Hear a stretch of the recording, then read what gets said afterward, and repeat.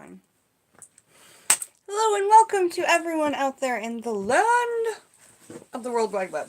Okay, so if you don't know me already, I'm Jen the Taxidermy Witch, and we are going to sit down today and read a book that was gifted to me in the channel, and I can't tell you how quickly it's becoming one of my very favorite books. Okay, so if I could, I would start and read this to you from start to finish.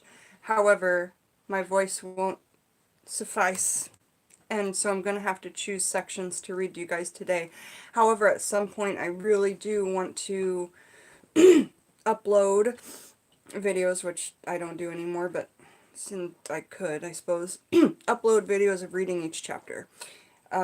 For today, bye honey, drive safe. For today, I want to read chapters read sections of this book to get us really excited about it and talk about the highlights. And then at some point I do want to sit down and read the entire thing from start to finish, which I've done with two other Conjure Rootwork style books. I've done that with Old Style Conjure by Star Casas, and I've done that with Hoodoo by Monique Seldlik Hoyer. I think that's her name. However, the interesting thing about this book is that there is a foreword written by Star Casas. Where am I finding that part? Jake himself has practiced Appalachian folk magic for almost a decade and teaches classes on the subject in Jonesburg, Tennessee, where he owns his Little Chicago Conjure. Little Chicago Conjure is the name of his shop. In Backwoods Witchcraft, Jake Richard offers up a folksy stew of family stories. Now, I know I read this yesterday, but for those of you who weren't with me yesterday, I'm reading crafts that he learned from his great-grandmother, his grandmother, and his grandfather. A Baptist minister who Jake remembers could rid someone of a fever with an egg or stop the blood in a wound. The witchcraft practiced in Appalachia is very much a folk magic of place, a tradition that honors the seen and unseen beings that inhabit the land as well as the soil, roots, and plant life. The materials and tools used in Appalachian witchcraft are readily available from the land. This grounded approach will be of keen interest to witches and conjure folk regardless of where they live. Readers will be guided in how to build relationships with the spirits and other beings that dwell around them and how to use the materials and tools that are readily available on the land where they live. Okay. So that being said, let's sit down. Oh, there I went. Let's sit down and light some candles. You know what my favorite thing about blue hair is so far? Blue eyebrows. They are blue. I used blue eyeshadow to do my eyebrows today, and I haven't been happier with my eyebrows in quite some time. So there's that. Happy day. And let's get some candles lit. Like we do always, I'll light a candle for you guys. I'll light a candle for me. And then we'll get started with the reading. I also will soon be replacing my altar candle, so I've just got that like Florida watered and ready to go when I need to. Everyone say hello to Justin. He's still hanging out with us on the table here. Lunea, I don't know if you saw this or not, but this is Justin. And this is my first human bone. Look, it even makes a J for Justin. Maybe for you guys this is a J. I don't know. Yes, this is Justin. I was going to call him Adam, but I thought that would be ridiculous since it's a rib. But anyway, I love it too, and before I brought it in the house, I was really cautious about, because I don't have any humans' bones in here, that besides the ones that we carry around in these skin bags. And teeth, teeth, I've got those from both my brothers and myself from when I was little. But yeah, so I was really excited about that. Again, if anybody needs any human bones, let me know, and I can grab them from a curiosity shop for you. Okay, so lighting some candles. One for you guys, one for me, and then we will read from Backwoods Witchcraft. Who's excited about this book? I can't quite explain just how excited I am about this book. Like I say, books are great. I'm fond of them, but, this one is really exceptional already. So I'm quite excited about it. How is everybody this morning? Hope you're all well. All right, for me and for you guys, here we go.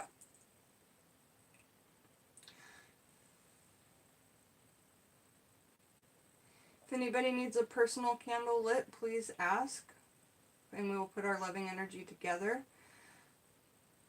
and send it your way. I hope that stays. It's gonna stay. Jen, could you light a candle so my exam goes well tomorrow? Absolutely, Mario, you bet. And you really need this grade. You bet, honey. And if somebody thinks that that's not an appropriate reason to light a candle, it's not a big enough reason, then that's silly. Any reason, big or small, that anyone has, please. And thank you, Remy. Remy's going to light a candle as well, and then we're all going to put our energy together for Mario, okay? We're going to have, 20 minutes, or not 20 minutes, 20 or 30 seconds of silence as my candle's lit. And, you know what I'm going to put in your... what kind of essential oil have you been using in your exam to practice for your exams, Mario? When you use essential oils to study for your exams... during the study process, and then you apply that same oil right before your exam, it's like a cheat sheet, because out of the 12 cranial nerves, your olfactory nerve, or your sense of smell, is A, the quickest way to bring you back to a memory, studying, and B, the smell of something will set you back into that place. So it's literally like carrying in a cheat sheet with you. So Mario, did you have a certain oil that you were using during your studies? Rosemary and lavender, perfect. So let me go grab some rosemary and lavender, and we'll get started reading when we get back, y'all.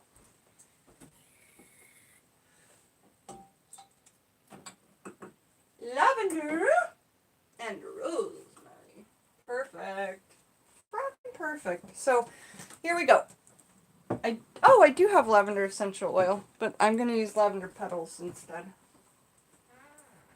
Ooh. Alright, so lavender and rosemary were the essential oils that Mario was studying with for his exam. And I think the name of the video I made about the essential oils and studying is called How to Pass a Test with Essential Oils in Witchcraft, or something like that. So, let's see. We're not going to use a black candle because we're not trying to banish anything, like pain or a situation. We're going to use a white candle because it's a general all-purpose candle.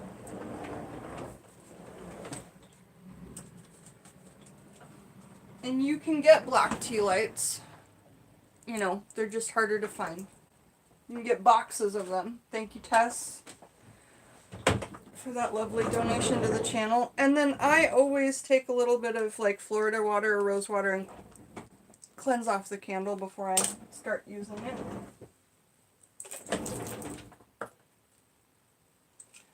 What kind of oil should I use?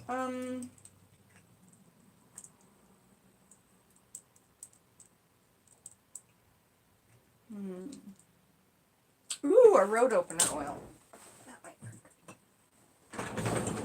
Okay, so I'll put a little bit of road opener oil on them because I don't really have an oil that's for passing tests and exams. However, I could certainly make one. And my road opener oil has a key inside. Let's see if we can get a picture of that key. Can you see it in there? It just kind of shimmers and glimmers around until I stir up the actual liquid, and then you can't see the key anymore. There's the key in the center. Can you see it? It's hanging on by a string. There it is. So I put the key in there because keys, road opener, etc.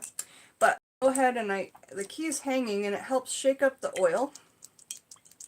And after the oil is properly shaken up, you can't see the key at all, because there's crossroads dirt in there, and iodine and other yucky things. Not yucky. Lovely and beautiful. So we'll do road opener oil, we'll do some rosemary and lavender essential oils because that's what he's been studying with. And then I'm going to surround the candle by some little lavender flowers, I've decided. So that's what we're going to do. And Mario is going to get the best marks on his exam tomorrow, absolutely.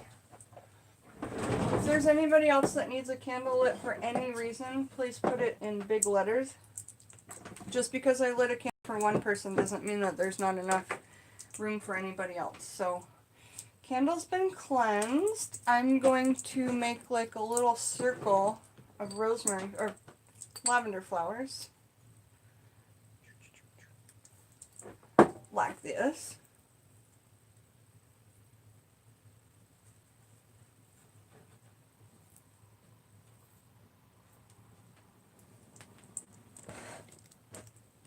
Can you see that little circle of lavender flowers? I'm going to put my tea light in the middle. You could add some fresh rosemary too. I just didn't grab fresh rosemary because it's in the other room. Light a candle for your Yorkies transition date. Absolutely, Erika. Black rose. Feeling so drained. Okay, Erika and Black Rose.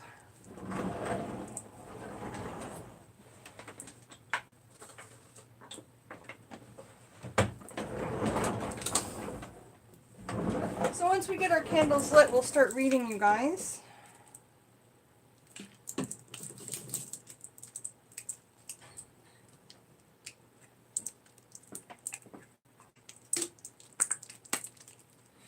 Cleanse these from all the places it's been. It is now clean, it is now mine, ready and available for use. Okay. Alright, so let's finish up Mario's. I'm just going to do a drop of each of the essential oils and put them right on top of the candle. One drop is kind of hard to get sometimes, but just be patient. Oh. Two came out, of course. It's really hard with these little droppers. They just like tend to kind of flood out. You're welcome. Again, just ask. That's what we're here for, you guys. And Mario, this is going to smell so good when it's burning. If you guys are going to be mixing essential oils, remember that rosemary is a very low volatility, where lavender and other flowers have like a medium to a high volatility. What's volatility? Well, it's an aroma, it's with the essential oils, the thickness, if you will, of how long the scent will stay. So if you put like 50 drops of lavender, you might only need 1 drop of rosemary. Because if you put 2 drops, you might not smell the lavender or any other of the high volatility, the ones that kind of dispute into the air, but that rosemary smell will overpower everything. So it's really good to kind of educate yourself on what to use there and how. And if you have any questions about what oil has what volatility, you can just ask me, or I can tell you a good book reference. So taking a little bit of this road opener oil, just a little, and just do 3 tiny half drops. You don't want to put too much oil into a candle because it could, you know, burn out the wick. And we wouldn't want that. I decided to keep all my oils underneath my working altar. That way I don't have to do too many runnings because we've been lighting candles for people quite often. And that's fantastic. That makes me happy. Okay, so everybody, let's take a minute and let's think of Mario and his exam. And I'm going to go ahead and light this candle for Mario, and then we're going to get our other candles lit, and then we're going to start reading out of Backwoods Witchcraft, okay? Okay, so we're going to take 20 or 30 seconds for all of us to put our energy together and think about Mario and his needs, okay? He's been studying very hard for this exam. He's been talking about it for quite some time, so don't think he's just trying to get a little working out of me without studying. This boy has been working quite hard. Okay, so we'll put all of our energy toward Mario right now, and I'm just going to have a moment of silence here for you. I love you, Mario.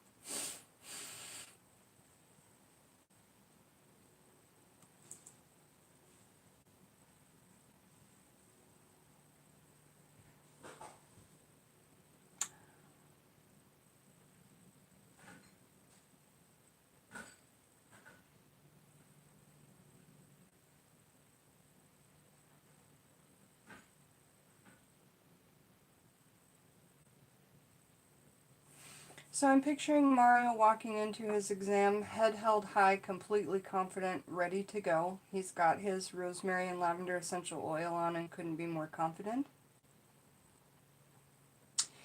And I'm also picturing the smile on his face when he sees his marks and his grade and knows that all of the revision and all of the study and exams were well worth it. So mote it be. You guys, thank you. That was fantastic. Now let's take the time to go ahead and do one for our other friends. So let's see. Erika Lady Smiley. Or hold on, we have a one before that. So is Candy here? Fantastic. I haven't gotten a chance to even say hello to you guys. I'm so sorry. So Shana, na na na na, before Erika and Black Rose said, Jen, can you please light a candle for me and Pat for fertility? Absolutely. So I'm going to do that right now.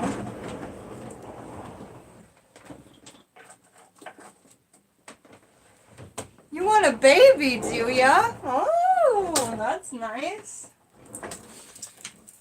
There are a lot of people out there, and I'm not one of them necessarily, that believe that bringing a baby into the world now is an irresponsible thing to do. I don't think that necessarily. I think that this world is a crazy place, but at the same time, I think that the joy that you get from becoming a family, not just the adults but the children, is just absolutely irreplaceable. The joy that those things bring to a person are just amazing and fantastic. So let's do this one up for Pat L, and Shana, na na na na, and Austin, for their family. I talked to Austin this morning, Shana, na na, it was great. So oils for fertility, I'm going to end up choosing my Love and Passion oil, because the only fertility I have is an infertility oil, because, yeah. So we'll use the Love and Passion oil, which you guys saw me use just the other day. We talked about it. There are passion fruits in here. There are roses from weddings in here. There are chiles in here. There's mugwort floating at the top. And down hanging on these strings are rose quartz that are on the inside. So I've got those hanging on the inside there. So I'll go ahead and mix this one up. There's also pig's blood in here, but don't be scared off by that. I just didn't want to add my blood to something that was going to be used for other people. But blood is important to me in like passion and fertility, passion and love working.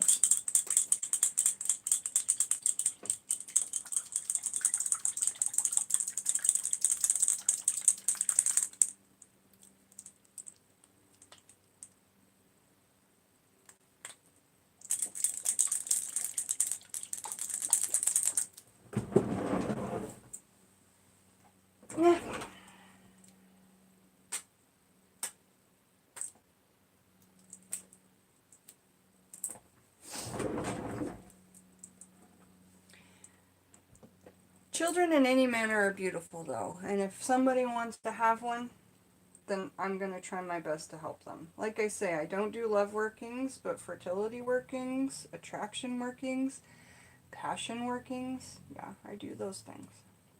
So doing 3 drops of my passion oil, or love oil.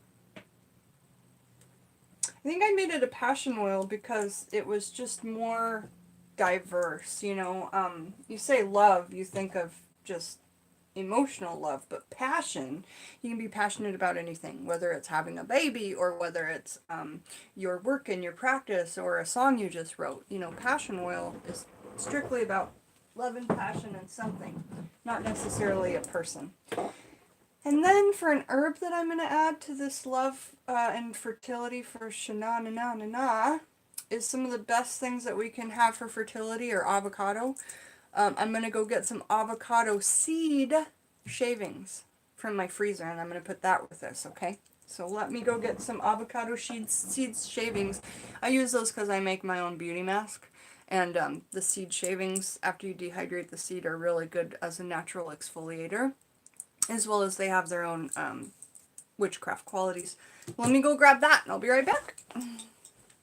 Actually, Shauna, we should work together on a fertility working for you. There's quite a few things that we can do. So if you need me to send something your way, just let me know.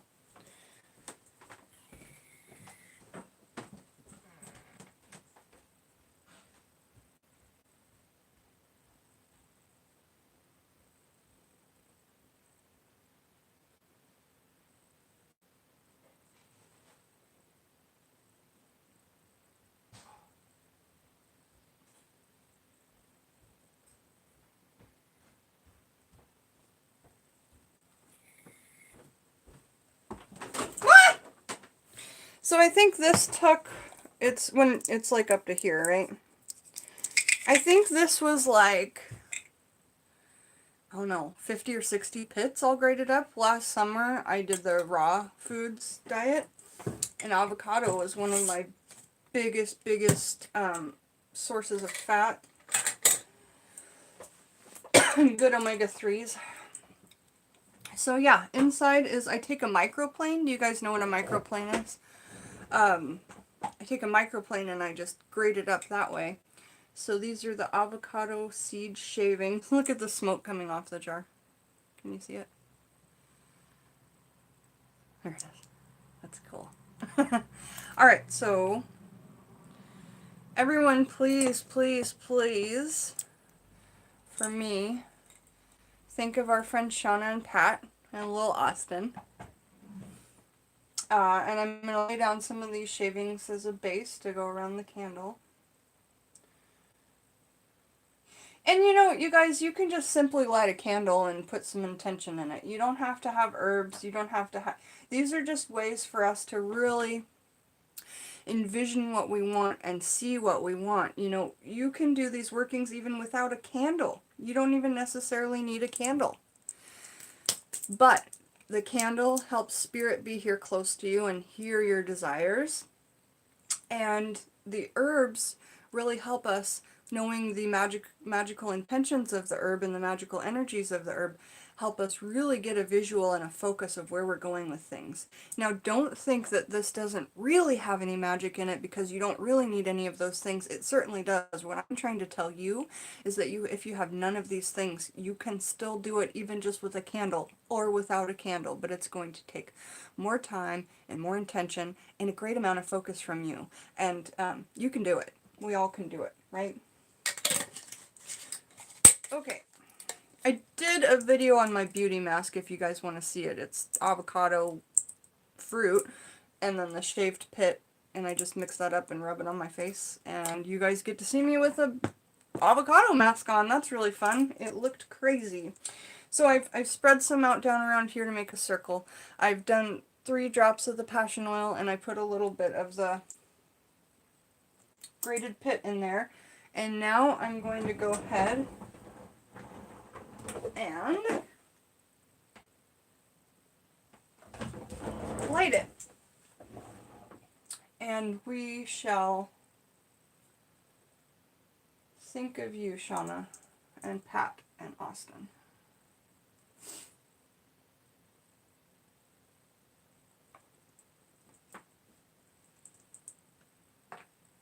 And I promise I will be getting back to the chat. That's my promise. Okay, everybody take some quiet and some focused energy, and let's put our energy into Shana and Pat and Austin, opening and extending their family and their passion and their love for one another. So we'll take some time and just focus here.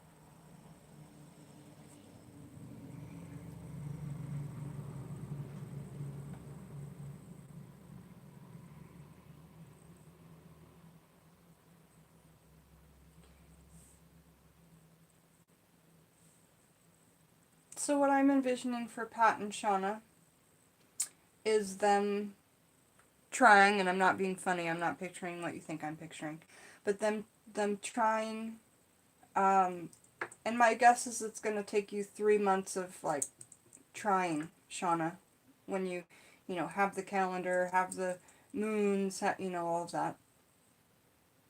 But don't give up, because those 3 months might seem like the longest 3 months ever. I know, because I've tried off and on my whole life, and I'm finally done, you know.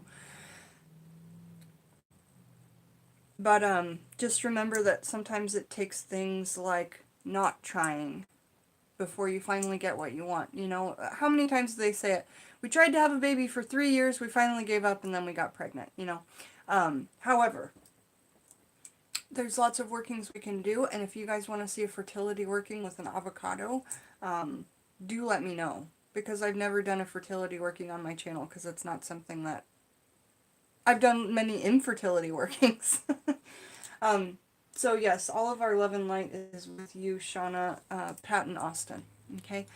So now we've got 2 more candles to light, and we will be on our way. So we are lighting a candle for your Yorkie's transition date. Erika, do you want to tell me the date? If you tell me the date, I'm only asking because I can carve it into the candle, and that will be burned into the astral plane. So, or you could tell me Yorkie's name, or anything like that. So I'm going to have to switch through all of the chat. Yes, so mote it be. Thank you, Zale. So good to see you.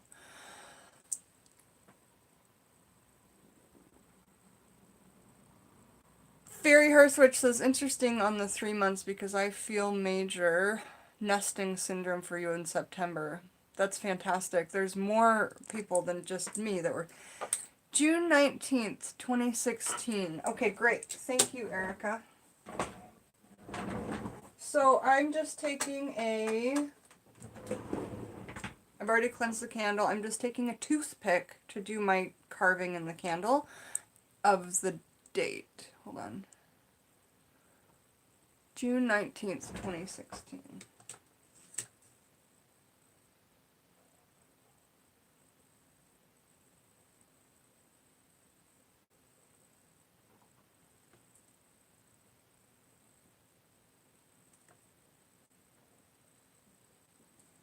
You know what's funny and awesome about June 19th is it's one day before Midsummer's Eve.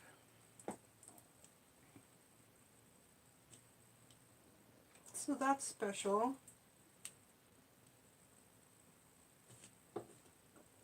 Have any of you guys watched the show Lunatics on Netflix yet that I was telling you guys about? It's like one of my very favorite shows. So I've carved June 19th, 2016 into the top of the candle. The camera never reads it, but you can definitely read it when you're sitting here after you push away all those little guys. And your spirit guides will definitely be able to read it. So has anybody been watching Lunatics? You guys have to watch Lunatics! You're not going to get any of my jokes if you don't start watching Lunatics. Your Yorkie passed away and then... not even 2 months later, you got pregnant with your baby girl, and you believe it. I was just going to say, I think sometimes those things happen, and I don't think it's crazy for you to believe that at all. I don't talk about this to anybody. I've never said it out loud before, but I strongly believe that there is a good chance that my grandfather is in Otis. I think that my grandfather's soul might be Otis. And my grandmother, his wife, is my spirit guide. One of my spirit guides.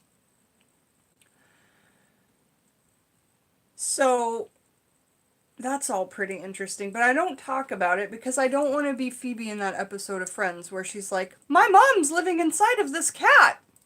You know, I get teased enough for shit like that and crazy stuff I end up saying. So that being said, I just wanted to add to what Fairy Hearthwitch said.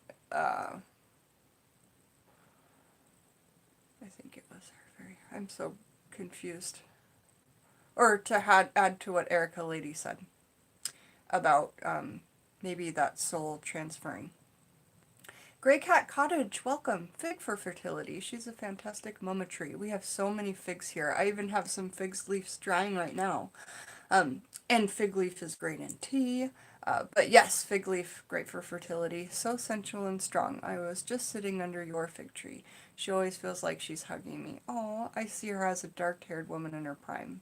Bellissimo. Bellissimo. That's beautiful. Thank you for sharing that, Grey Cat Cottage. You think your cat is your reincarnated dog, says Kirsten. So that's what I'm saying. Like, I honestly feel like some souls that we're not ready to be done with in this lifetime, or they're not done with us, or our relationships just aren't done with each other. I completely feel like our beloved pets can house those souls, perhaps. All right, so let's continue. And actually, we were just talking about her Yorkie on a chat earlier because she tuned in, Erika lady, she tuned in yesterday when we were talking about taxidermying animals and our beloved pets, etc. And she said, it's too bad I didn't think of that when my Yorkie passed. And I was saying, you know, yes, it's too bad, but, you know, there's always your next beloved pet, animal, etc. And remember, if you buried your animal 5 or 6 years ago, you can still go get those bones 5 or 6 years' time, as long as it's not below 2 feet of earth depth. Because if you bury your pets and you want their bones 3 years later, 2 feet of earth depth is the perfect area. If you go deeper, you're not going to have those flesh-eating bugs and things. And if you go higher, the animals will get it and rip it out of the ground. So if you want to bury your beloved pets and use their bones later, and it might take 3 or 4 years, but bury them at 2 feet depth in the earth, they'll get cleaned off and you can use them and work with them. I hate the word use. I can't believe I said it. And you can work with them again in the future. Hey, thanks, Ricky. Hey, Debbie! Alright, so getting this candle lit for Erika. What was your Yorkie's name, Erika? If you didn't already type it in the chat.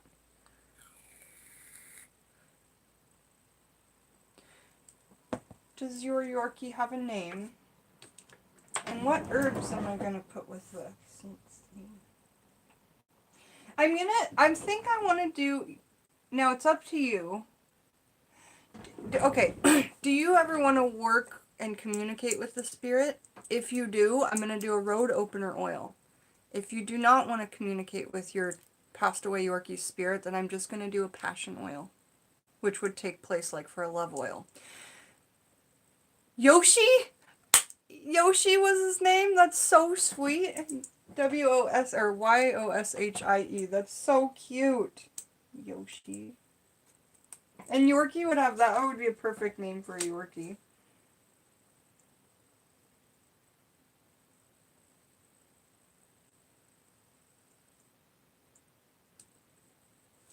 Nice. I carved Yoshi's name in there as well. You love my table? It was $5 and Alex has been trying to get me to throw it out for forever, but I got it for $5 at this like buy sell trade app where I bought this for $10 and she's like, hey, you want to take this? It's $5. So it's hilarious that, yeah. Thank you. So should we do a road opener or a passion oil, Erika lady? Do you ever want to work with the spirit of this animal? If so, I'm going to do a road opener. If not, we're just going to do a passion oil. Yes, a new doll, Marge. This is from Magical Mandy, and her name is Jessica. She's named after Jessica and Orange is the New Black because her hair is so fantastic. Road opener, you bet, Erika. So I think I should do live streams where they're just called, do you need a candle lit? And then we just go live and have people come on if they need a candle lit for anything, you know. Because I'm not saying that I'm not happy that we're doing this, because I am. But I do want to read some books. So I think what I'll do is I'll start doing videos where I say, does anybody need a candle lit for anything? Any intentions? Anything? What do you guys think about that?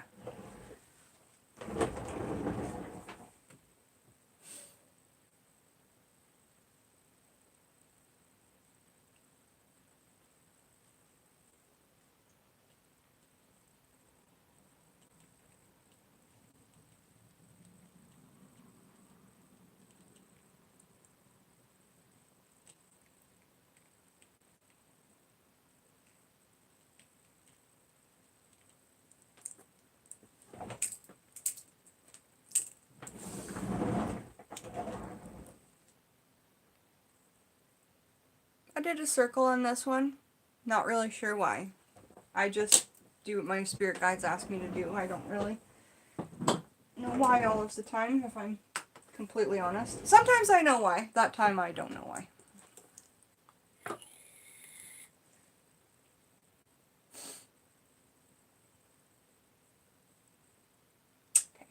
This morning, Alex brought me a handful of these little aborted peaches. What is an aborted peach? It's a peach that just falls off before its time is here. And I was blessing them by my candle on my altar, etc. So I'm going to put a little teeny tiny aborted peach next to this because I feel like Yoshi's time came too soon. And he had so much life to have lived, but just it didn't get there yet, you know. So if it is okay with you, I would like to put this little aborted peach next to the candle during this working for Yoshi. Ouch. Maybe we should put you...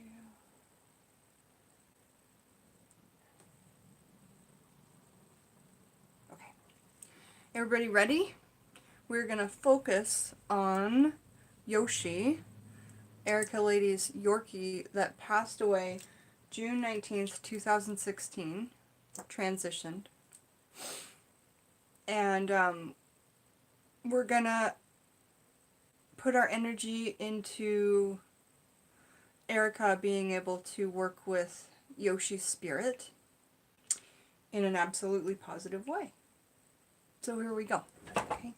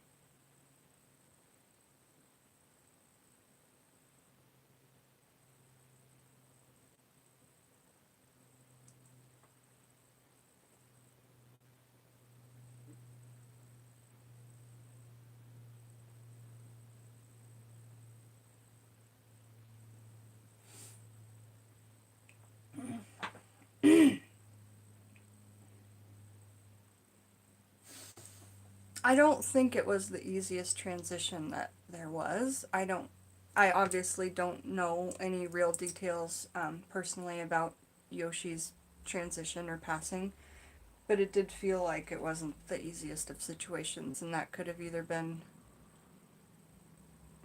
the passing itself, or maybe just Erika's missing for her beloved pet. So there we are. I'm really, really glad that you felt the energy there, and thank you again, everybody, for putting your energies into these small candle workings for everybody. I dearly appreciate it. And now we're on to our last candle, which is, I believe it's our last candle. If it's not, that's okay. We can do candles after we do reading. If anybody needs candles after this next one, we can do them after the reading. So let me figure out, I think we were reading for, or we're doing a candle for, well, we should be close now.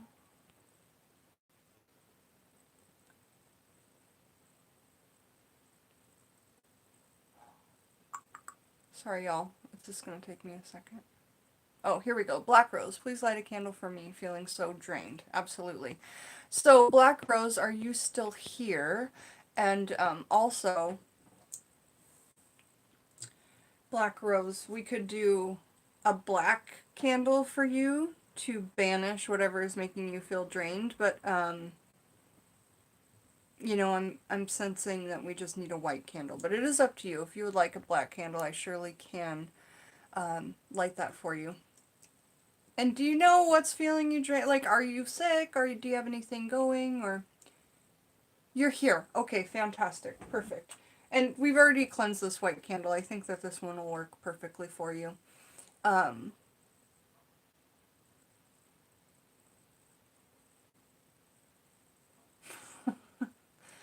Alright, bye Joyce. So much love. Catch the replay because this book is uber fantastic. Alright. Black Rose. I'm going to write your name on the candle, just your handle, because that's all I know. But I'm going to write Black Rose is full of energy. Law of attraction, okay? Black rose.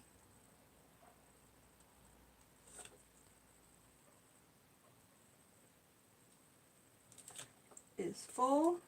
You have to do it as it's in the future tense. You can't say hopes to be full of energy.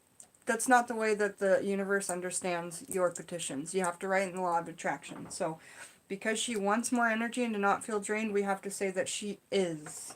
So it sounds like a lie, but it's just how you do it.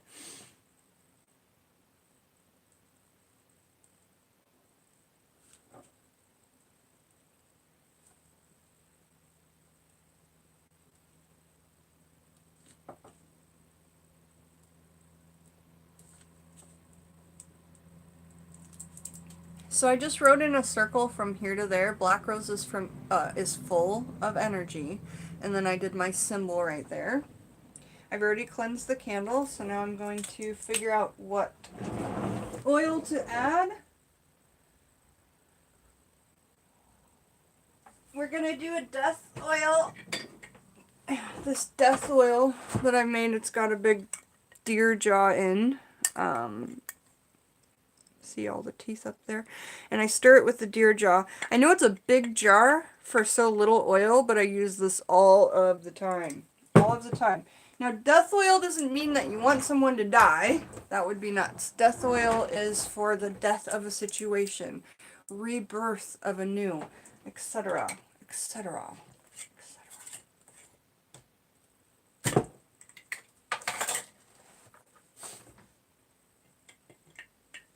And I stir the death oil with the mandible. Look at that. There's that hinge joint.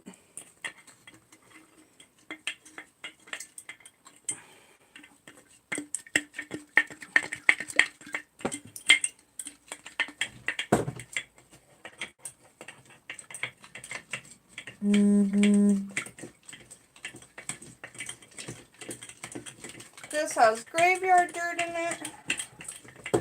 All kinds of good stuff. So after we stir it up, it just turns into this gross looking mud.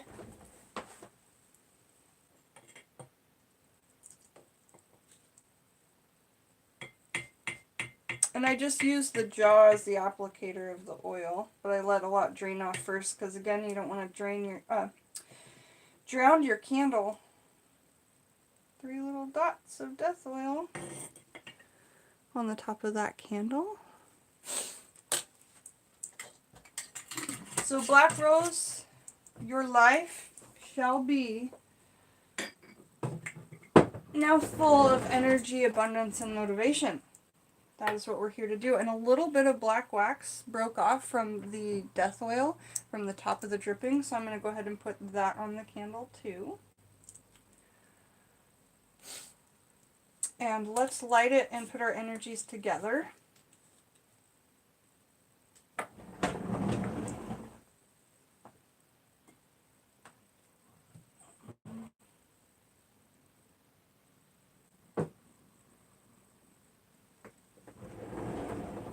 I don't know what I'm going to put beside your candle. Let me think. Oh, I know! Bee pollen.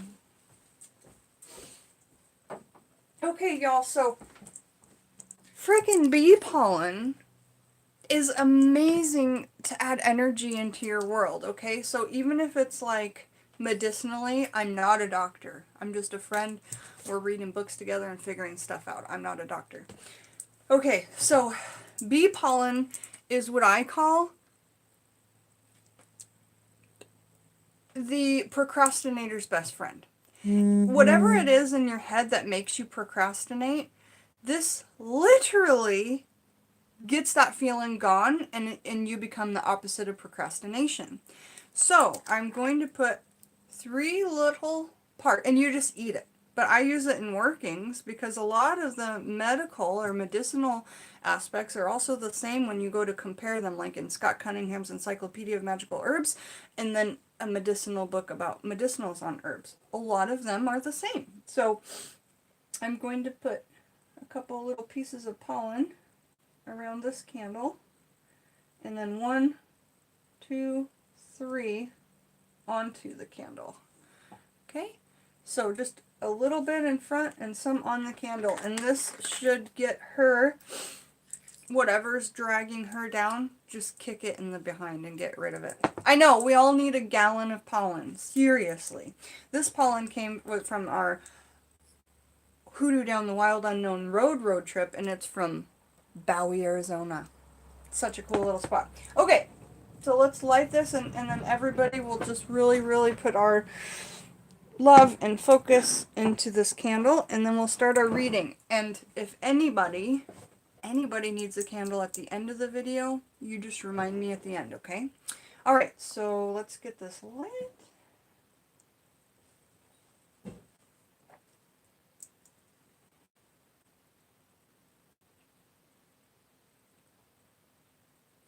Then everybody please focus on putting our energy together and combining it for Black Rose, and so that she can really kick in the butt whatever is doing this to her. Okay.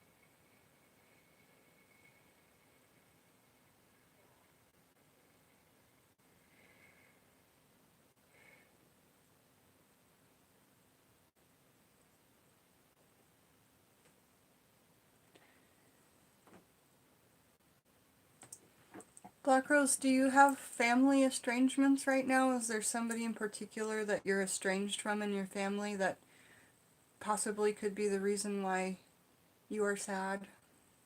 I only ask because that's the message I got when my spirit guides were, you know, communicating with me when I was holding that candle for you. So, my advice is that if there is somebody that you're estranged from right now, or my message from my guides is if there is somebody, family or otherwise, that you're estranged from right now, perhaps communicating with that person again might help lift this sadness or feeling of just like overwhelming, like drainage, right? This drainage, whatever it is. Yeah, I felt a heaviness too, Shana. A real heaviness. Alright, I want to say hi to everybody. Hello, Grey Cat Cottage. Hello, Erika Lady. Hello, Jessie. Hello, Remy. Hello, Kirsten. Hello, Fairy Hearthwitch. Hello, I Love My Danes. Madam Butterfly 13. Crystal Lotus. Jackie T. Uncle Badger. Reiki Buns. Shanana. Sherry Bug D. Shadow Witch. Marilyn Cassia, Jojo Morris. I will read all of these comments after I'm done with the video. Takesha, hi honey, how are you? Amethyst Moonstone. So many folks are here. If I missed anyone, my 1,000 apologies, but I think Joyce had to go. I think I got everybody in the chat, hopefully. So now let's get on to what we're all dying to hear about, and that's what I introduced in the beginning of the video. Thanks, Jessie. And that is this book, Backwoods Witchcraft. But before I start reading, I do have to get myself a big old glass of ice water. So if you don't mind, please letting me do that. You guys are more than welcome to, while I'm gone, just maybe take a focus on those candles, put more energy into them if you want, or just talk between each other. But give me 2 minutes. I'm going to grab some ice so I can have something to drink. And we're going to bring from Backwoods Witchcraft, 49 minutes into the video. Like I said again, hey Buzz! I'm going to start doing videos where we're just focusing on lighting candles for people. I think that that will be beneficial in a couple of different ways. But I'll try and come on every other day and do candle lightings for people. So let me get my beverage. And I'll come right back. Everyone get excited. Get excited. I'll be right back. 1,000 kisses. Jojo, we love you. We We love you, Jojo.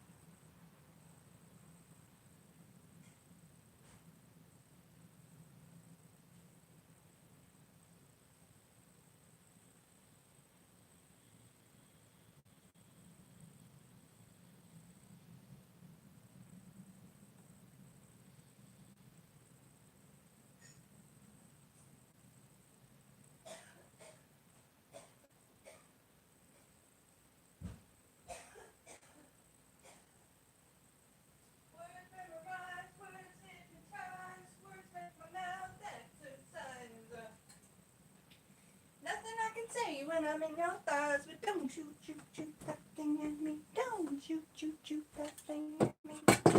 You know you got my sympathy. Don't shoot, shoot, shoot that thing at me. Don't shoot.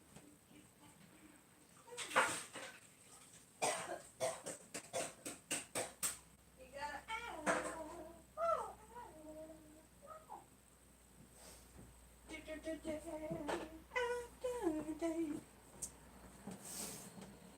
Okay, so I know you guys are ready because you're here. So I am ready. I've been ready.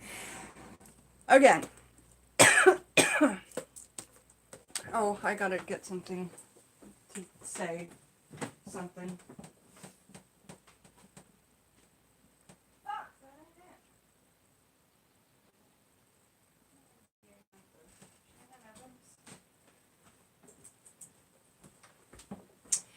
Fail. Okay, so this book was sent to me and I opened it up on the channel video yesterday or the day before.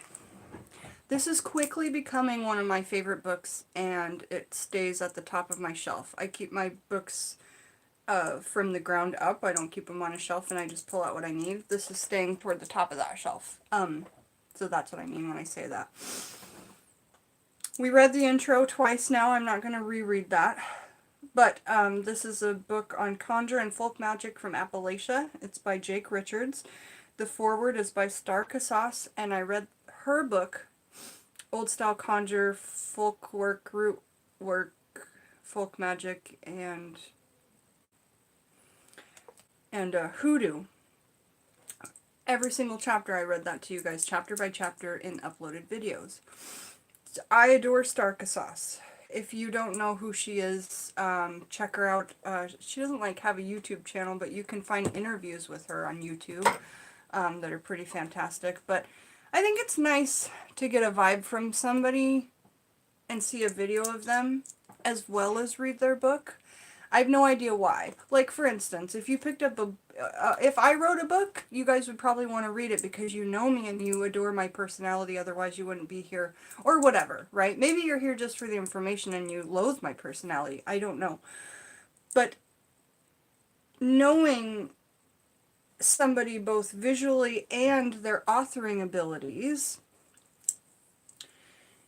makes me all the more want to have their book because, gosh, what I'm trying to say is, for me, as the type of person I am and the way that I read people, it's really easy for me to read them because I'm an empath by seeing them and seeing them talk. Even if I can't be chest to chest with them, I can see them and get an idea of who they are through video.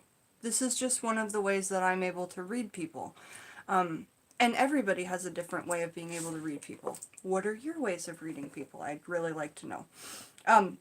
And so, mods, please help new people understand that when I'm reading or on a topic, it's really difficult for me to answer the chat. But I will try and answer the chat when I can. But you guys, if you need me to answer something, put it in all caps. You're not yelling at me, just put it in all caps. I'm more likely to see it.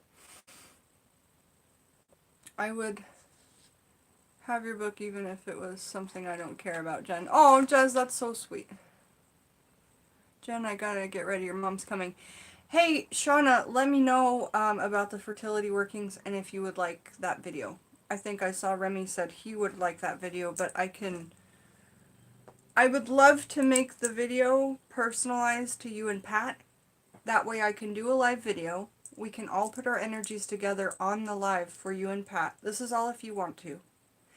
I can get my fertility spell ticked off. You get a free working from me. That's awesome. And you can get everybody's combined energy going toward what you need.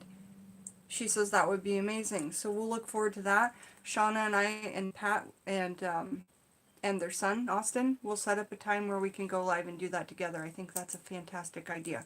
Okay, so in this book, there's all these, like, you know, chapters and sections, but what since there's no table of contents in this book, it's somewhere between a novel and a book where you can get, like, you kind of have to read the whole thing is what I'm trying to say. It's not a book that's easy to read on the channel because I can't go, oh, this is for this and this is for this. So we're really just going to have to enjoy the reading, I guess we have to say. And I can't interact as much when we do the reading, but I definitely need to get a bookmark so I don't lose, or a page mark so I don't lose where I'm at.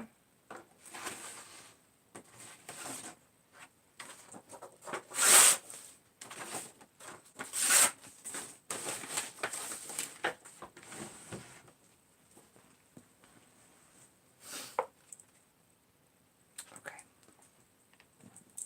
I'm focused. I ran out of table space. A lot of candles. Okay, pouring some ginger ale, one of my favorite bubbly beverages. It's horrible for you. I know that. I want to make my own ginger ale, and I do believe that in the Drunken Botanist it says a couple ways to make ginger ale. If you guys have ginger ale recipes, or somebody like Sea Willow Herbs and Tarot knows how to make ginger ale from scratch, do let me know. Alright. So, there's this whole preface and intro, you know, which when we read the book from start to finish, we will be reading that whole preface and intro. But for right now, we're just going to kind of like flip through and talk about awesome stuff I've been finding in here to get you guys really excited about the book. Now, we were talking about the superstitions and lore chapter, I think. Stories and superstitions. That will be a really fun one to read from start to finish, and I'm excited about it. And here's just a little bit of the beginning of the chapter, okay? Yeah. Shauna, tell Pat hi, we love you. The stories and superstitions that run through these hills are one place that you can find witchcraft and conjure. Whether it's methods of precaution prescribed against bad luck or tidbits of how to heal a dis-ease. There are stories of odd creatures in the wild, women keening for their lost loves, and the devil himself laughing over the river. We'll begin with the latter. Well, I want to hear about the devil himself laughing over the river, so I guess we'll continue reading. Water, sugar, ginger, boiled, left, sets bubbles. I can do that. I have a knob of ginger. I'll give that a go. And I have sugar.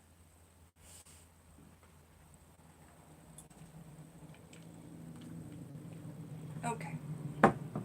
Located out of sight of Irwin, Tennessee, overlooking the Nolichucky River, the Devil's Looking Glass is a haunted cliff of rock standing hundreds of feet tall and covered with the fingerprints of death. There are countless tales of this mountain cliff and the waters that churn below, but I'll recount only a couple here.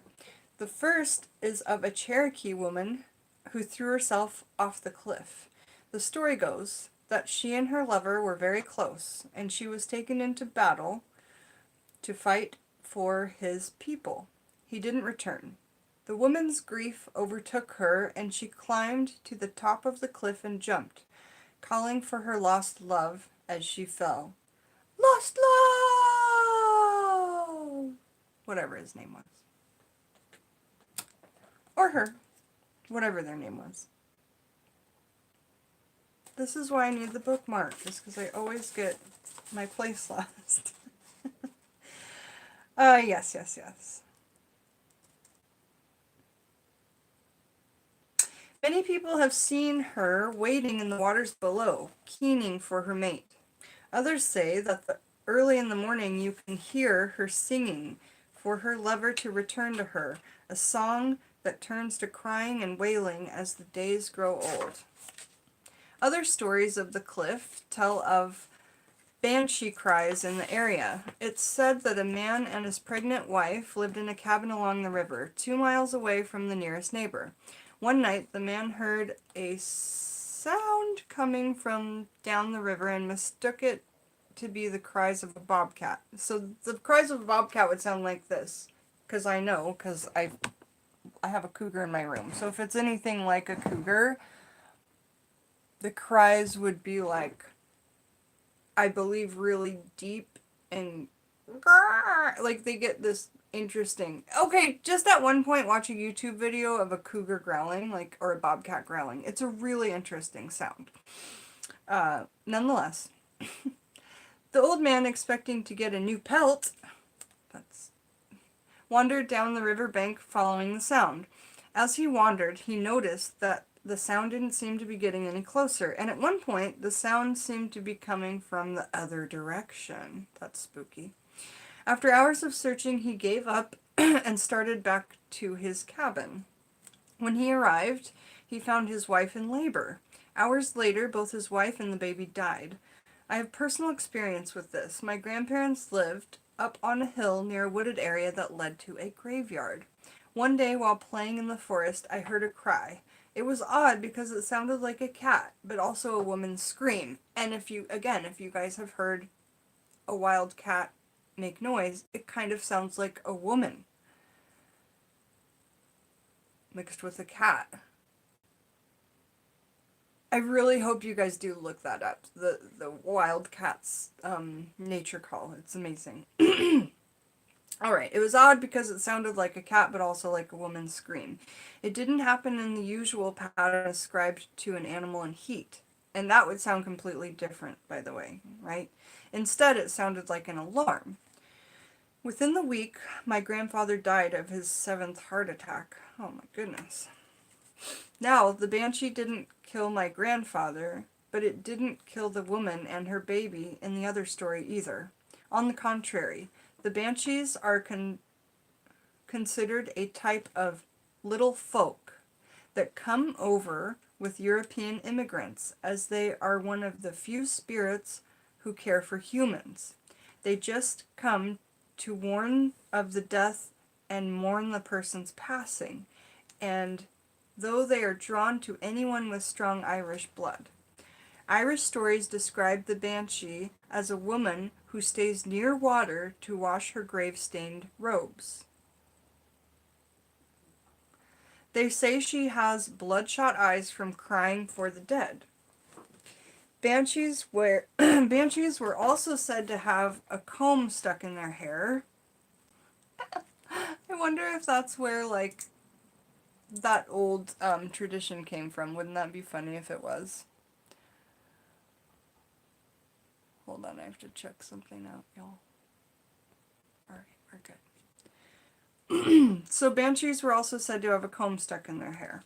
So it's always been a bad omen to find a discarded comb on the ground. That's an interesting one, Nello, for the Book of Shadows that we're creating. Or make sure to note that in there about the comb on the ground being the mark of the banshee, or don't pick one up because it could be a banshee's comb. Another old tale of the Devil's Looking Glass says that a witch named Ol' Miss Wilson lived in a cabin near the rocky bottom of the cliffs and would call up the restless dead from the river and entertain them with charms and spells. Her parties ended at sunrise, at which time the spirits returned to the rocks and beds. I'm really sorry that I have to interrupt. I'm going to make a serial killer oracle deck. I know that is the most random weird thing to say in the middle of reading this, but I have to write that down right now or I'll completely forget. I have this book I'm willing to cut up, and I'm going to make a serial killer oracle deck. That will be such a good one. If you don't write your ideas down, you lose them, believe me. I sold that serial killer briefcase that I made, that thing with the handcuffs, rope, duct tape in the briefcase that I decoupaged. I was really proud of that. Oracle cards. Wow, Jennifer. You're nuts. It's just who I am. Bacon! Oh boy. Alright, continuing.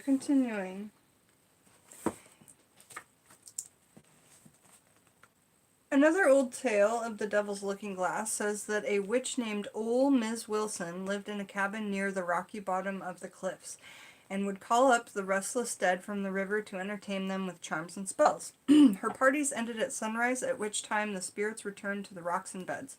After her death, it was said that every Halloween night the rocks on the cliff grow eyes. Ew, it sounds like something Jim Henson would do,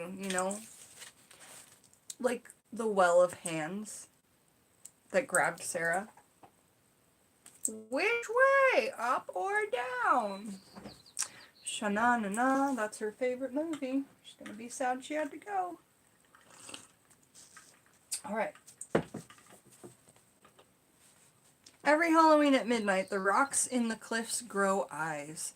The eyes of the spirits are looking for something to entertain them again. The creepiest tale I was told growing up was, if you stood on the banks before the Devil's Looking Glass on a real foggy morning, you could chance to see the devil himself shaving in the mirror and laughing at you. This isn't the only occasion the devil has with the Nalachecki River. There are tales of a lone rider who rides up and down the banks on moonless nights. So that would be the night of the new moon, right? Moonless nights, when the moon is dark and the sky is as black as it will get during the month. That is also time that naturally, and if you're at sync with the universe, that women bleed and have their period. Whereas when the moon is full and looks like an egg in the sky, that's when you would naturally, if you're in sync with the universe, ovulate. I know that there's a lot of speculation on that, but I truly believe that.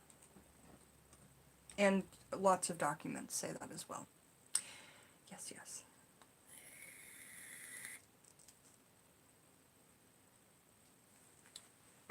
There are tales of a lone rider who rides up and down the banks on moonless nights. It is said that you'll hear the hoofbeats get closer and closer until they're right up on you, at which point you'll hear them go off in the other direction and die down without ever seeing a living soul. No one could ever get a clear view of who the rider was. That was scaring folk, right? Do you guys think that maybe is where that whole headless horseman gig came from? No one could ever get a clear view of who the rider was. Ichabod Crane type. Ricky, you're hilarious. Why don't you just put us on, listen, and clean? got tired of cleaning. Yeah, it reminds me of Headless Horseman too, Fairy Hearse Witch. Yeah, okay, you guys were thinking that too. Sounds good. Only an occasional blurred shadow on the bank that passed by fast as ever. So the only image you would see was an occasional blurred shadow that just went by so quick. A couple decades ago, a few men took it upon themselves to get to the bottom of who the rider was. They camped on the bank overnight, waiting for the rider to show.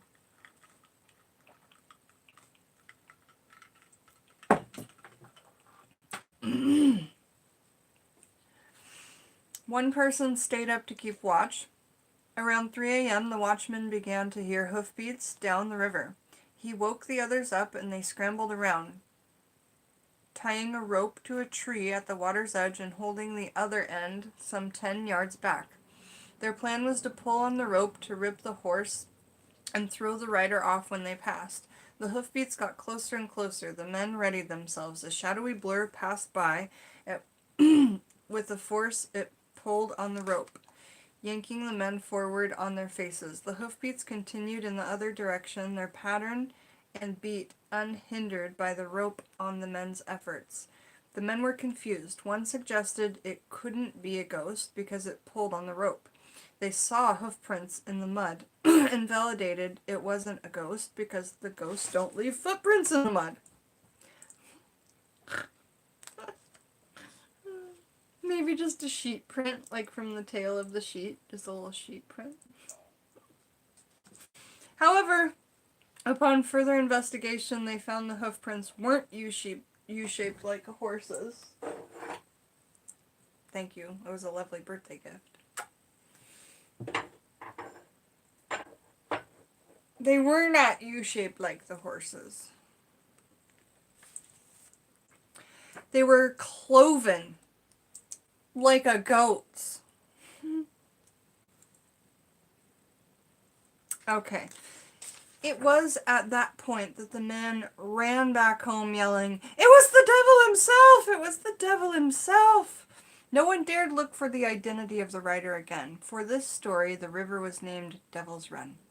Stories have warned since not to be caught in the banks at night alone, or else the devil may challenge you to a race for your soul. What do you reckon your chances are of winning? So it goes on to say way more in this chapter, but now I want to skip to a part of the chapter that really grabbed me in. And I just have to find it. It won't take long.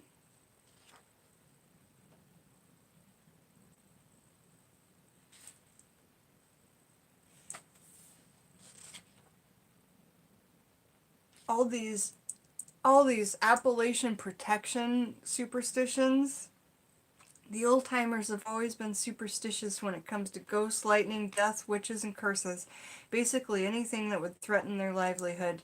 While some of the following formulas leave no explanation for reasoning, they are still practiced today, and as I always was told, it is just what the folks did. These remedies and charms and tradition, and you're just not supposed to question it. No one does. With no rhyme or reason, these tricks and charms have continued in these hills, containing the fragments of their parent cultures and the fixing thought of the mountaineers. And they work, so why question them? And that's the kind of shush I'm talking about, is, if it is working, whether it be a placebo, or a magical working, energy working, or an allopathic pill, or whatever your method is, if it works, why question it? Like, if you're in your intuition, you feel good about it. I feel like repetition and ritual is what creates those things to work. This ritual has been done this way for so long and not been changed or muddled. That's why it works. And I believe there's really something to that. And I believe that the more people and the more something is done and succeeds, the more it will work, the more energy there is in it, the more magic there is to it. And I don't know how to explain it, but I hope I did kind of okay. Ones that talk about good luck, ones that talk about bad luck, ones that talk about healing. And I feel like I should give you like a little teaser and tell you one of them.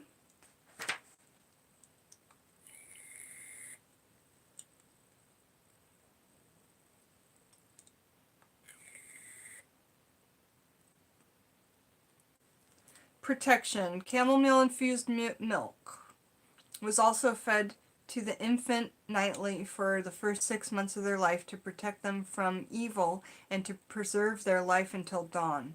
When a child died from SIDS, or sudden infant death syndrome, it was believed that it was the work of the devil or mischievous spirit or a changeling or the fae, a lot of the times in witchcraft, I do believe, but that's not what the book said. I interjected that. Oh, because right before that they were talking about belief in changelings. Okay. So there's all these protection spells for newborn babies in the protection of changelings and the devil and a mischievous spirit trying to steal the infant's spirit. It is bad luck to open an umbrella inside the house, to come in a door you didn't go out from, and to spill salt or oil. Don't burn sassafras or pine wood in the home. These are just bad luck. Bad luck was something mountain folk just couldn't afford. If the crops began to rot or someone had an accident and couldn't get care, it could decimate their daily lives. So they listened to all the Granny Tall Tales. Now they're calling them Granny Tall Tales. Lest fate be tempted. Here are a few things to be wary of. And I know my southern accent sucks, but I'm really going to try to learn the Appalachian accent and like do it properly. Also, I don't want to offend anybody, so if I was doing the real southern accent I have, I would be doing it loud and like, you know, only a few people have heard it, but my mom tends to have this like, when she goes back home to where she's from, her accent comes back. Yeah, babies definitely need a lot of spiritual protection. Let's talk about all the reasons why, you know? Like, there are huge groups of people out there in real life that practice witchcraft, just not the kind that we practice, that literally steal babies because their blood is so pure and innocent. You know what I'm saying? That's something that happens, you know, that is not like, it's just doesn't end up in the news because, like, if those things were shown in the news over and over, wouldn't people start to add that up and go, who's stealing babies? No, that's just, I mean, I'd get my tinfoil hat, but I feel like somebody would call me out. So, anyway, moving along, burning cedar or dogwood, there's a dogwood tree right out my window, inside is also said to bring bad luck. Shit! I burn cedar inside. It's part of some of my incenses. Now I know that the cedar incense I need to burn outside. Oh no, I swore! I was trying so hard not to swear. I was saying shush. Because I didn't know, because earlier when I was on Lunaia's Corners live, I typed shite in the chat, and there was a child in the chat. It was Shauna's Austin was there, and he's like, don't swear. I felt so bad. Oh man, I felt bad. Okay, moving along. Likewise, dogwood blooms should never be brought into the house. Oh my gosh, I have to get those out of my house now because there's, like I say, there's this dogwood tree right out my window. And this year I dehydrated both the leaves, the blooms, and the wood. So I have dehydrated dogwood. The other thing you guys don't want to keep in your house is lilac. Dried lilac you want to keep, like, maybe you could find a spot in your shed or your garage where you could just keep the things that you're not supposed to store in your house. So you smoke your cedar out there, you burn your sassafras and pine wood out there, you open as many umbrellas as you want out there, you come in a door you didn't go out from, you spill salt. I mean, there's just salt throwing parties all over the place in this shed, you know? No. In my imagination, that's how I have to do things. Like, uh, nobody laughed. Nobody laughed at that? Okay, that's fine. I think I'm a lot funnier than I am then. Alright.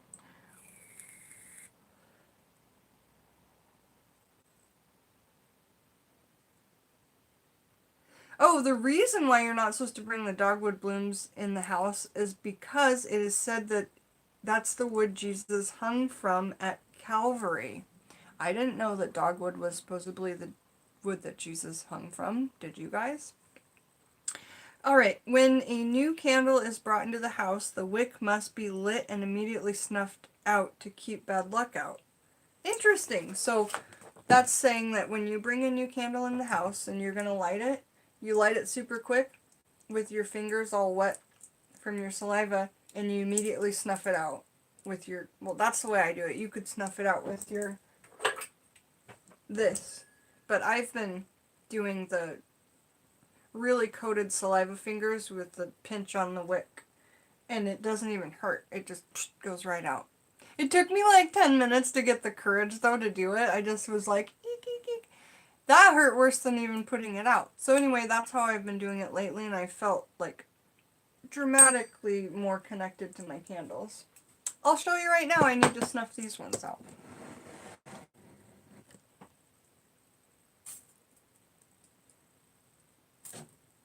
Okay, nothing. And you just wipe that on your pants or whatever. Anyway, or your sock. So, that's a new one to me. When you bring a new candle in, light it, put it out, light it again to keep away bad luck. So there were some things in here that were like, I was reading and I was just shocked. Shocked.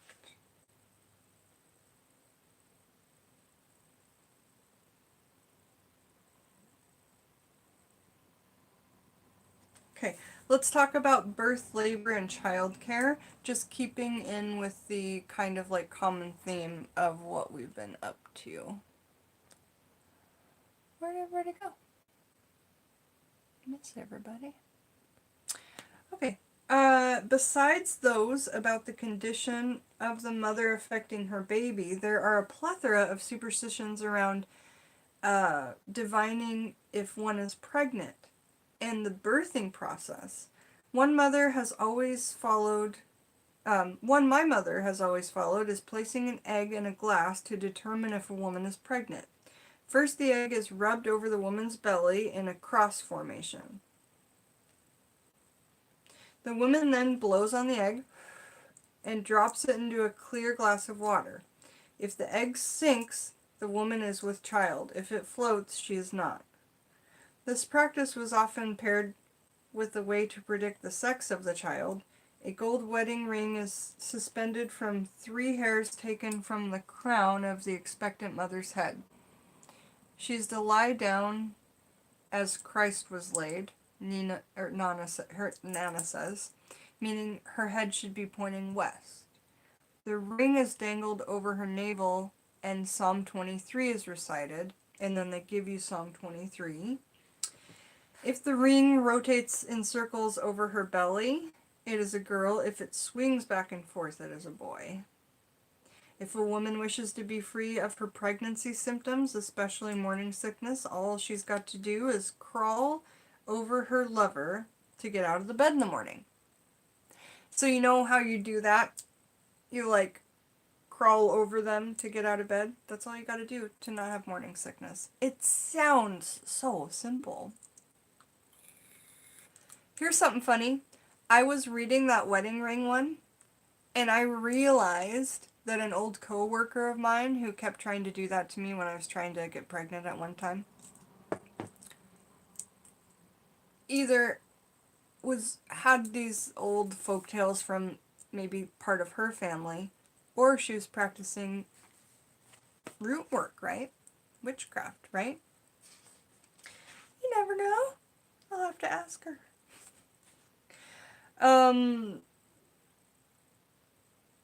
there were some crazy things I was reading about how women were giving themselves aborting babies with energy magic, so I know that's going to be a popular one for people, like early term abortions with magical workings. But you guys know I'm not a doctor. We're just reading books together. We're putting our heads together. We're talking about stuff.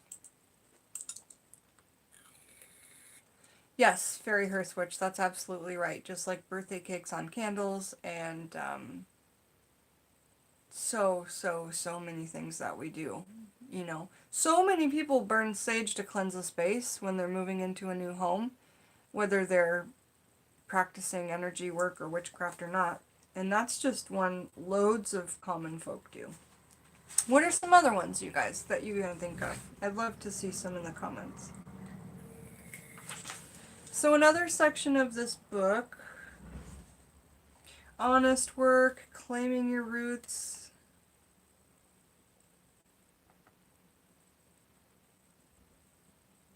Ooh, I like this.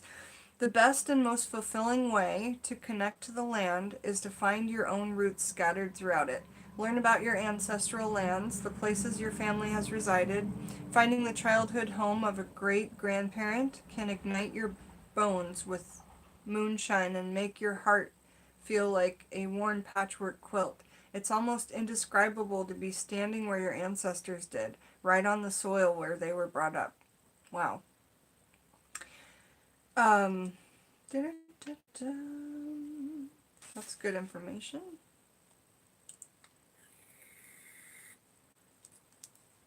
I'm just kind of reading bits and pieces through so that you guys can get excited about this book because it's really exciting.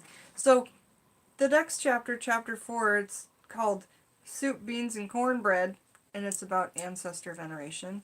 And it's all about ancestor veneration, and it starts by talking about the graveyard, death and dying,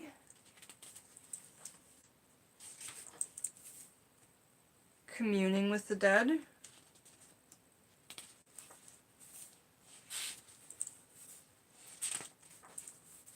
the next chapter is living by signs and omens, and it talks about, you know, certain things you can plant for signs and omens. I was just doing, you know, do you guys know, they're really popular on YouTube right now, these acrylic art pour paintings that are popular videos right now. You can do them with string and chain pull and put it on a Lazy Susan and get it spinning and do all this cool stuff. And I've been getting into that, and I thought how easy it would be to put magical energy and workings into the painting, and it for it to be like almost like a permanent sigil, but it wouldn't be a sigil at all. But it's like the energy you were feeling while you were making it, and then you stood over it while the paint dried and literally put your energy and intention into it. And if it was like a life goal type of thing, then you could have that hang in your home forever as this piece of just fucking vibrating everything that you want and need. And so I just thought that that was really cool. Hey Marion, how are you? Nice to see you.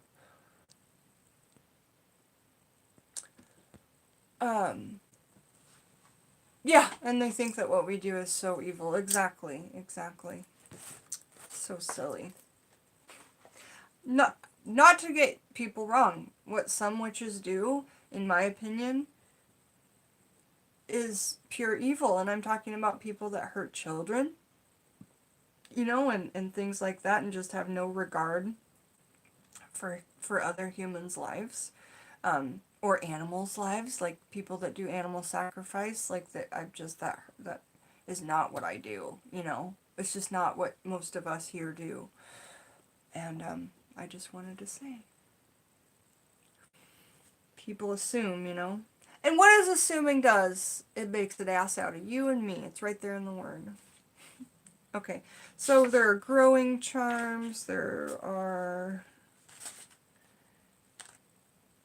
talking about to sow and to reap, roots and weather signs, your garden, folk rites of the mountaineer, techniques and methods of the power doctor, passing rites, transference rites, body rites, measuring rites, pegging, plugging, and nailing rites. Okay, so the 17-year-old boy in me was laughing hysterically when I read that chapter, but if I'm not mistaken, what I was reading from it completely reminded me of something, and I want you guys to tell me in big capital letters in the comments if when I start reading this reminds you of anything, okay? And I'm going to try my hardest not to laugh when I read these words, because, like I say, I'm a Gemini. I have a very feminine side that's on the outside, but in the inside I have this masculine side. However, it's a 17-year-old boy that just laughs at the stupidest stuff. Alright. Pegging, plugging, and nailing rites. Pegging or plugging are the half-sisters of measuring in the ways they're employed. Pegging utilizes three parts in its working. First, the measurement of a person or animal compared to a tree. Second, the type and age of the tree itself. And third, outgrowing the measurement of the peg. Pegging rites usually done with children and their ailments, since the main purpose is to outgrow the marking, so they likewise outgrow the sickness or problem that was plugged into the hole. So I'm going to read that again. Pegging rites are usually done with children and their ailments, since the main purpose is to outgrow the marking, so they likewise outgrow the sickness or problem that was plugged into the hole. That, when I'm reading that, is reminding me of something that a lot of people already do, and that is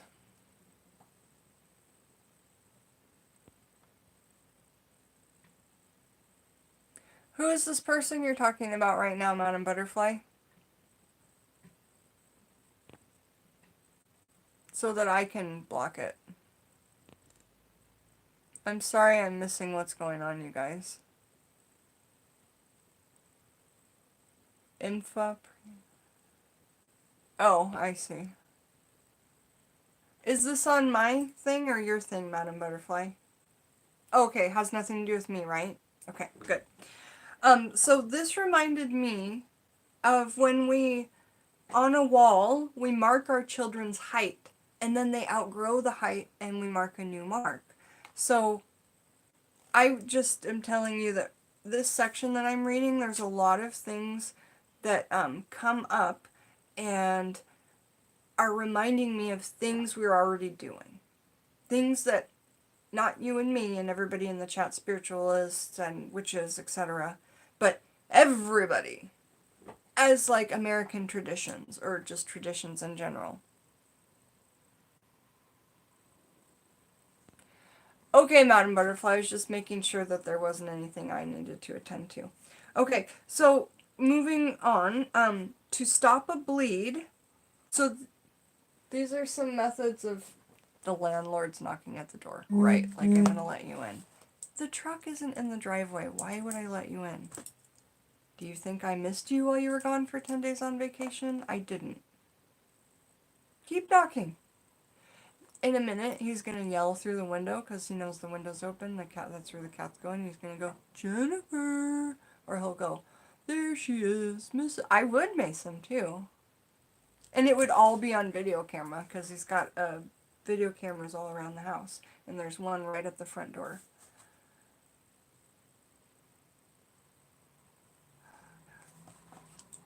Hit him with a bat. No, but I think tonight I'll go over there and throw some black salt on his doormat because I'm just done, you know. I put black salt, like, between our property line, like, our driveways, 1,000 times. But I just, you know, I've not hot-footed him even. I don't want to be mean. I don't want to hurt anybody. I have hot foot. I've used it a couple times, but I'm saying, like, obviously it was pretty bad if I haven't even used it on him yet, so.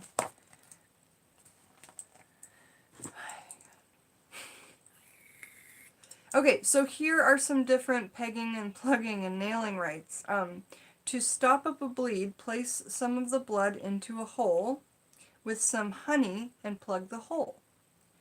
Many times, peggings that are often done for healing are made into the east side of a tree. Or sometimes a hole is made where the sun first hits the tree in the morning, because that's the auspicious direction of the Christian, English, and pagan natives alike. So because Christian, English, and pagan natives all follow this east thing, we're saying that so many people do it, we're doing it too. You can also plug up your enemy's life. Okay, he's knocking at the door while I'm reading these parts out of this book. I feel like there's a reason for that. I feel like I should be doing some of these workings on my landlord, who will not leave me alone. Or keep finding new ways to just piss me off. He set up a game trap right in front of our garden, and we have 5 cats, and he knows that, and he didn't ask or anything. Just like, and it would have just like cut off one of my cat's legs. He doesn't know how to give up. He's probably drunk by now. It's 11. I'm sure he is drunk by now. Alright, you can also plug up your enemy's life or stop up the bladder of the witch who cursed you. One way of doing this is to collect the hair or dirt from the property of the witch who cursed you. I could get the dirt. They're not a witch per se, but it says your enemy or. And also, everybody, whether they call themselves a witch or even know that they have the power that everyone does and can harness with energy work and focus and intent. But when somebody's like throwing out the evil eye, we know that everybody can do that. Absolutely.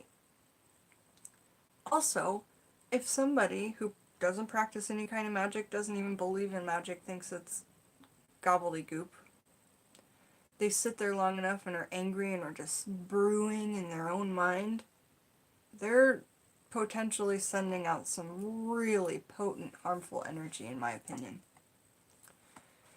I do workings like that, where I take 2 hours to sit and brew on a subject and get really angry about it and try to send it to somebody, you know, like a return to sender type thing. Like, they've done something to me, I brew on it and I push it back.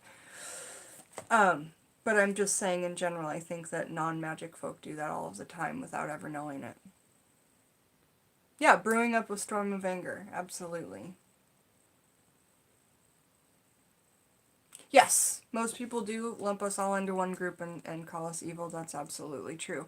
And remember, people are scared of things that they don't understand. So the best thing that we can do, if it's somebody in your life you need to work with, I mean, for everybody else, leave them. But hey, J&M, nice to see you. For everybody else, you know, I'm here to try and, you know, help enlighten the world and help enlighten the people that are ready to embrace the power that we all have. So continuing on with this working for an enemy or to stop a witch that has cursed you. One way of doing this is to collect the hair or dirt from the property of the witch who's cursed you. Some salt or sugar borrowed from them would also work. What is this starting to remind you guys of, this chapter that we're reading?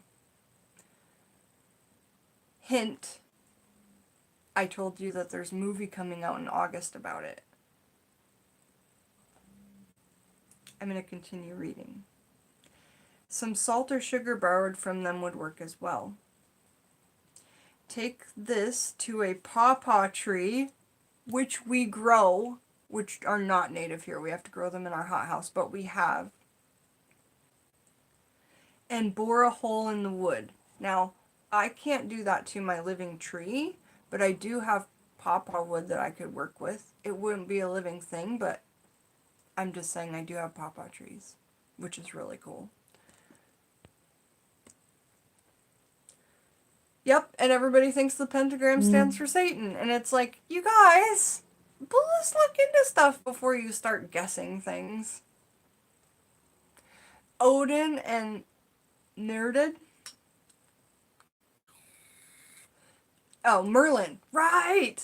And Odin and Santa Claus. Santa Claus is Odin with his 8 horses riding through the sky. Come on, people! There's a statue of it in Texas. There's a statue of Odin with 8 horses in Texas. A big iron one. It was pretty amazing. It was just on the side of the freeway. So random. Okay, so continuing on. Take this to a pawpaw tree. So either the hair and dirt or the salt or sugar that was borrowed. You take it to a pawpaw tree, and then you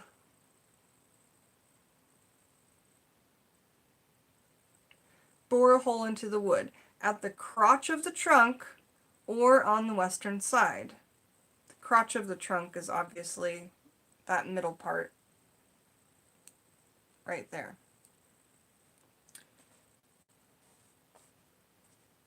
On the western side, fill the hole with hair, dirt, or borrowed things and plug it back up. Then drive 3 horseshoe nails into the plug. Is this reminding you guys of anything? So, it's really reminding me. I'll give you one more clue. Addie Fitch. Addie Fitch. I'll go get it. That was your last clue, though, you guys. Come on. What is this reminding you? Yeah, it's totally a 90s kid thing. Come on. Come on. Movie's coming out in August. I told y'all about it.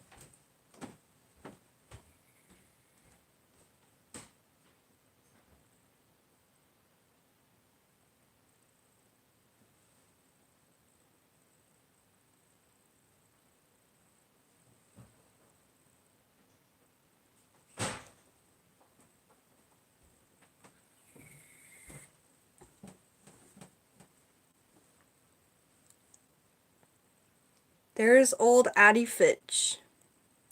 So I'm going to read this story really quickly. It only takes a moment because they're very short stories.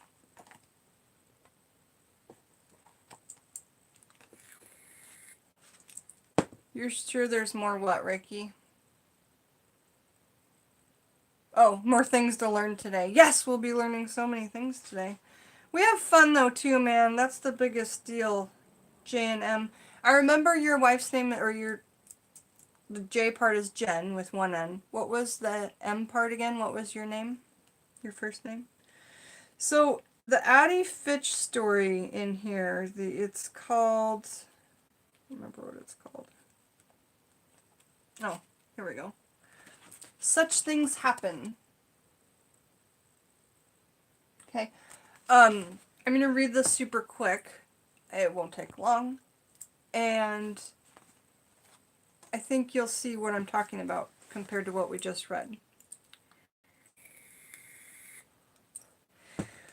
When Bill Nelson's cow stopped giving milk, he called the veterinarian. There's nothing wrong with that cow, the vet said. She's just stubborn. That or some old witch got her hands on her. Bill and the vet both had a big laugh. That old hag, Addie Fitch. I guess she's the closest thing we've got for a witch around here, the vet said, because they live in a tiny town, I'm guessing. But witches have gone out of style, haven't they? Bill had a run-in with Addie Fitch the month before. He had hit her cat with his car and killed it. I really, really, really am sorry, Addie Fitch, he told her. I'll get you a new cat, just as pretty, just as good. Her eyes filled with hate. I raised that cat from a kitten, she hissed. I loved her. You'll be sorry for this, Bill Nelson. Bill sent her a new cat and heard nothing more. What did he do? Just like leave it on her doorstep?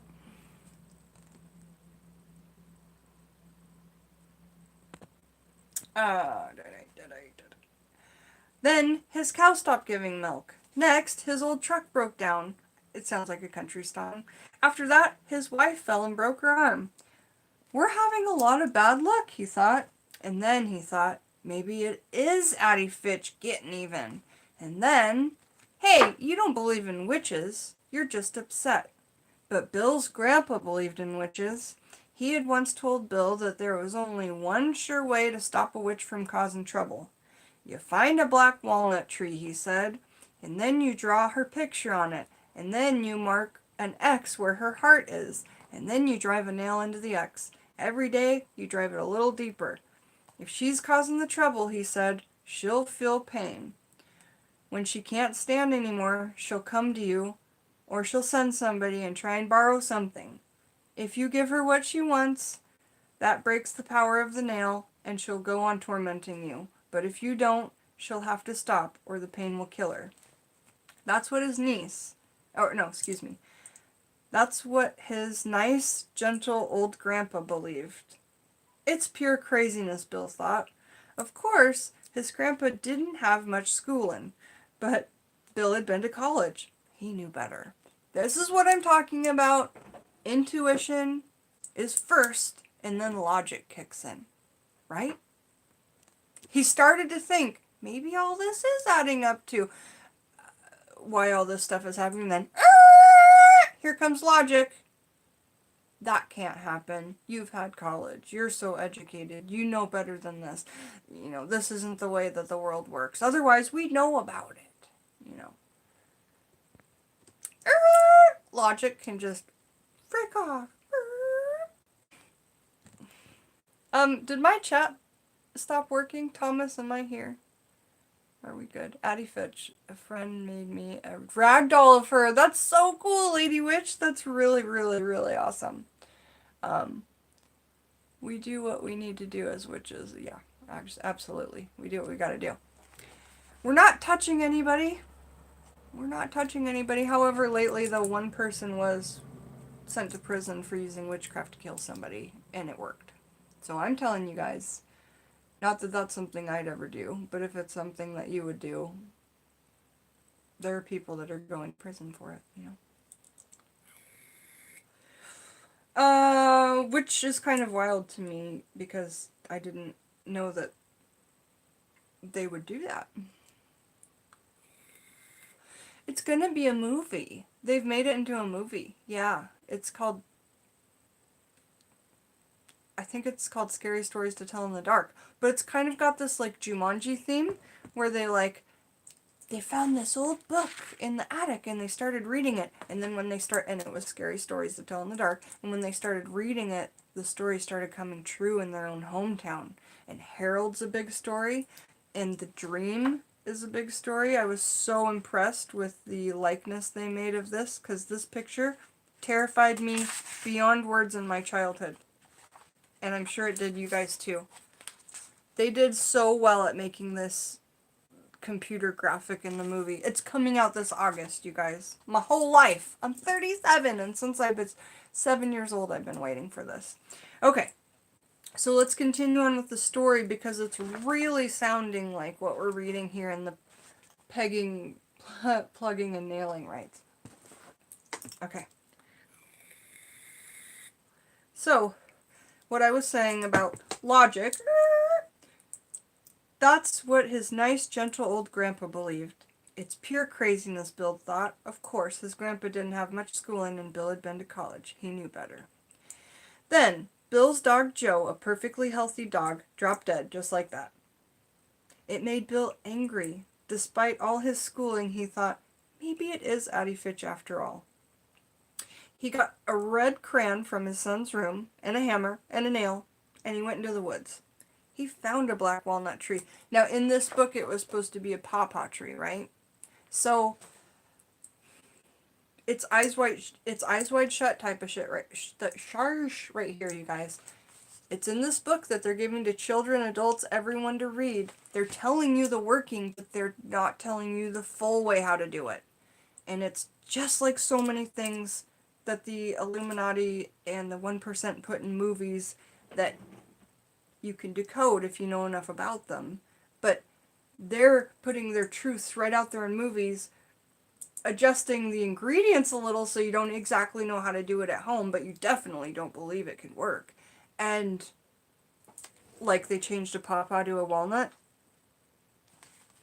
It's telling you the truth, because they get off on that, telling you the truth in movies and books and such, but you never believing it and never knowing. And that's all I have to say about it. But when I refer to eyes wide shut, that's what that means. I miss you, Stanley Kubrick.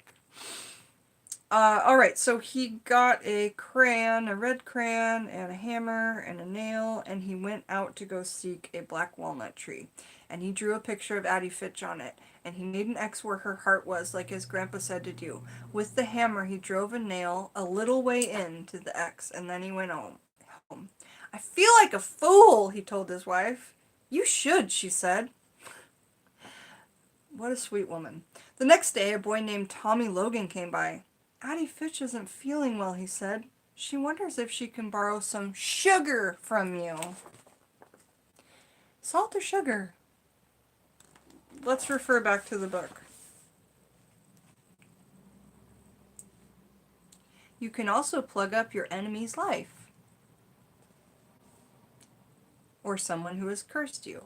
One way of doing this is to collect the hair dirt from the property, or salt or sugar can be borrowed.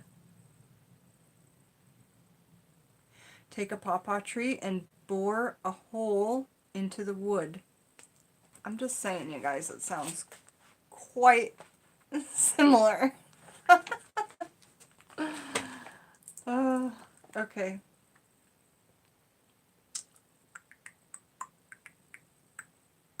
Addie Fitch isn't feeling well. She wonders if she could borrow some sugar from you.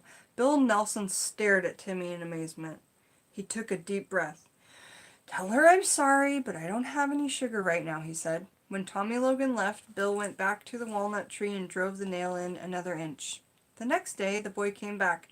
Addie Fitch is pretty sick, he said. She's wondering if you've got any sugar yet. Tell her I'm sorry, Bill Nelson said, but I still don't have any. Bill went out into the woods and drove in the nail another inch. The following day, the boy was back. Addie Fitch is getting sicker, he said. She really does need some sugar. Tell her I don't have any, Bill answered. Bill's wife was angry. You've got to stop this, she said. It's like murder. I'll stop when she does, he said. Toward dusk, he stood in the yard staring at the ridge where the old lady lived, wondering what was going on up there. Then, in the half-darkness, he saw Addie Fitch coming slowly down the hill toward him, with her pinched, bony face and her old black coat. She did look like a witch. As she got closer, Bill saw that she could barely walk. I love her shoes. 2 canes, you know. Maybe I'm really hurting her, he thought. He ran to get his hammer to pull the nail out. Before he could leave, Addie Fitch was in the yard, her twisted face with rage. First you killed my cat, she said. Then you wouldn't give me a bit of sugar when I needed it. She swore at him and fell dead at his feet. I'm not surprised she dropped dead that way, the doctor said later. She was very old, maybe 90. It was her heart, of course. Some people thought she was a witch, Bill said. I've heard that, the doctor said. Somebody I know thought Addie Fitch had witched him, Bill went on. He drew a picture of her on a tree and then drove a nail in to make her stop. That's an old superstition, the doctor said, but people like us don't believe that sort of thing, do we? So that is the story out of the 3rd book. And, yeah, again, that movie is coming out in August, so we can all look forward to that. And back to pegging, plugging, and nailing rights. So, to continue on, we've done almost that same exact thing, a little different. The pawpaw tree has always been associated with the dead in witchcraft in Appalachia, even before colonization. I call it the Appalachian pomegranate, mountain food for the dead. It has a sweet banana mango flavor to it, but the deer will not eat the fruit because many beasts avoid it because of the rotting meat smell that the flowers give off. That's crazy. To keep something held down, whether you're wanting your man to stay with you or to remain in the home that you're in, take a wooden peg, stake, or railroad spike and something of the person's out of the west side of your home and drive it into the ground. Leave a couple of inches of the stake above the ground. Each day for 7 to 9 days, take the stake out and whisper your petition or prayer into the hole. On the final day, drive the stake straight into the ground and cover it up. So like all the way down and then cover it with dirt. And this chapter is followed by directional rites, turning rites. These kind of rites, I don't know that word. I'll spell it for you though. Quincunx. Quincux rites. Quincux is a pattern that is abundant in all American folk magic practices. A quincux consists of 4 points or corners with a central mark recalling the symbol of the cross and the crossroads. In many folk traditions, American and foreign, the crossroads is the meeting place between worlds, between man and the spirits. It is home to the black man, to lost souls who wander about, and to the dead in general. The cross symbolizes protection, sacrifice, and revelation. Many things are worked at the crossroads, and likewise, anything done is left there for the spirits to continue the work, right? So if you guys really need some good workings, and you're comfortable with working at the crossroads, or you work with Papa Legba, or possibly Hecate, I'm not sure on the Hecate thing, but I have heard her referred to the crossroads a lot of times. But again, I don't know enough about it to say yes or no. I do know Papa Legba is directly connected with the crossroads, though. Oh, that's nice, Jane. That means it's been so long since someone read you a story. That's great. Yeah, we love reading stories. I love reading stories. We read Brothers Grimm. We read the other day. We read Old World Myths. We read these. We read from the books of lore about like monstrous creatures and wicked mortals. We read true crime. Oh, lately we've been reading out of this horrible eugenics book from the early 1900s. It's not really a story, but we were reading about self-contamination, which is what they used to call wanking, and in my book there, it does say that it will make you go blind if you do that too much. Yes, especially stories with knowledge, because you know why that's so cool. When you read or are read a story with knowledge, then you are more likely to remember the information if there's a story attached to it, right? I feel. So, that's a quincunx rite, is when you do it at the crossroads. So I'd never heard that before. This talks about side rites, saints on the river, spirits of the southern Appalachia mountains, dreams, signs from the spirit world, protection from haints. The word haint applies to a multitude of different spirits with varying dispositions, including demons, lost souls, and ghosts, plus Yunwi to Sundi, Yunwi Junsti, or Cherokee Little People. It is basically a southern corruption of haunt. Interesting. Seeing and interacting with spirits, working with the dead. Little people. Let's read about little people for sure. I want to hear about that right now. Are you guys enjoying this book?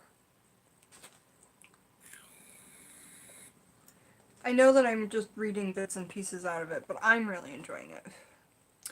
Little People. Stories from the Irish, Scottish, and Cherokee continue in Appalachia about little people who live in the caves and treetops, creeks and hills, and even tunnels beneath old colleges. The Cherokee held these beliefs long before the Whitefoot fell on this soil.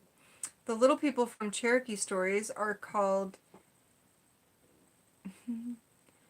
Yunwi Sujindi. These were described as being like Cherokee in attire and language and somewhat in culture. They are handsome people and barely knee-high with long hair to their ankles. They sound cute. The Cherokee speak about one particular little wizard who acts like an Appalachian Puck in his hillside activities. Puck, or Pucka, in folklore is an English trickster or spirit. That's funny because since I was a kid, my dad's called me a trickster, and I never really referred that to Magick, but he's got Native American blood. What is his Native American blood? Florida Seminole and Montana Blackfoot, I believe, is what we've got.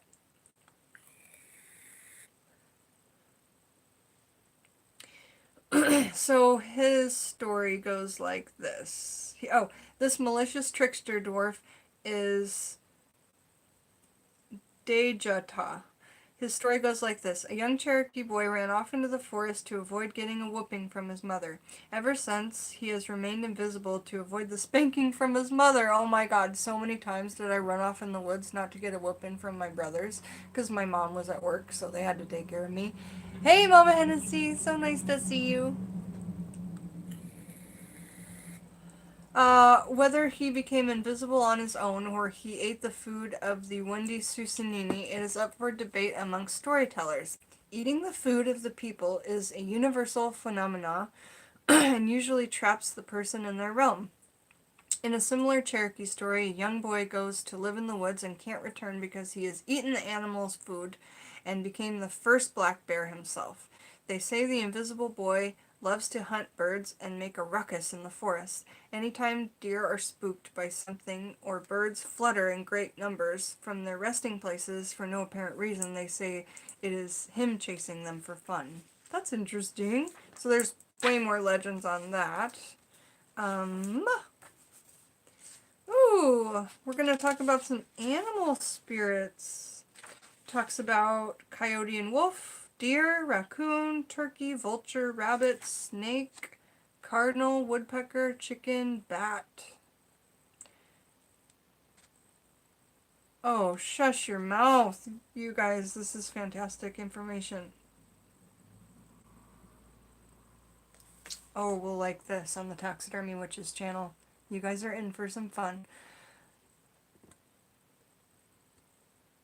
You guys are liking the content of this book? Me too. Now let me read you some things here. It's gonna be so good. Sometimes your connection to an animal will grow stagnant or die out. I take this as a sign that they're ready to retire. That is when I'll take them out and bury them with tobacco and prayers, placing stones over their grave, fur, bones, skin, and singing Auld Lang Syne. Mind you, none of this is documented tradition. It's simply how I do things and how I grew into the work. I hate animal abuse and their deaths being in vain. I make sure that I source materials that have been ethically procured. Aside from the humane aspect, you don't want to work with a spirit that has trauma attached to it. Below is a list of animals that the assistance they can possibly bring. So I don't know what she was saying before we started that reading, but possibly it was talking about working with roadkill or something. Oh yeah.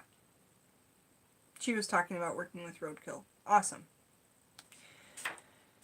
Which we'll talk about that. We're going to talk about... I hope to read this book chapter by chapter on the channel. Everybody put a big thumbs up if that sounds good, or put a 1 in the chat. So first we're going to talk about the coyote or the wolf.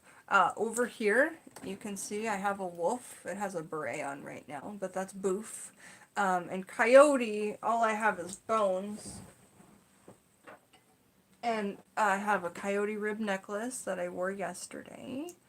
And I have these two bones, which I think are probably the femur part of the leg, if I had to guess. And what else do I have of coyote? I have a coyote face. And I had a coyote tail, but I sold it, didn't I? Now Kirsten has a coyote face and a coyote tail. Kirsten, who's here in the chat. But all I've got of a wolf is just this taxidermy head. You guys are... I forgot the question. If you guys want me to read it chapter by chapter. Okay, great. So coyote or the wolf, great for protection from enemies, witchcraft, and unwanted guests.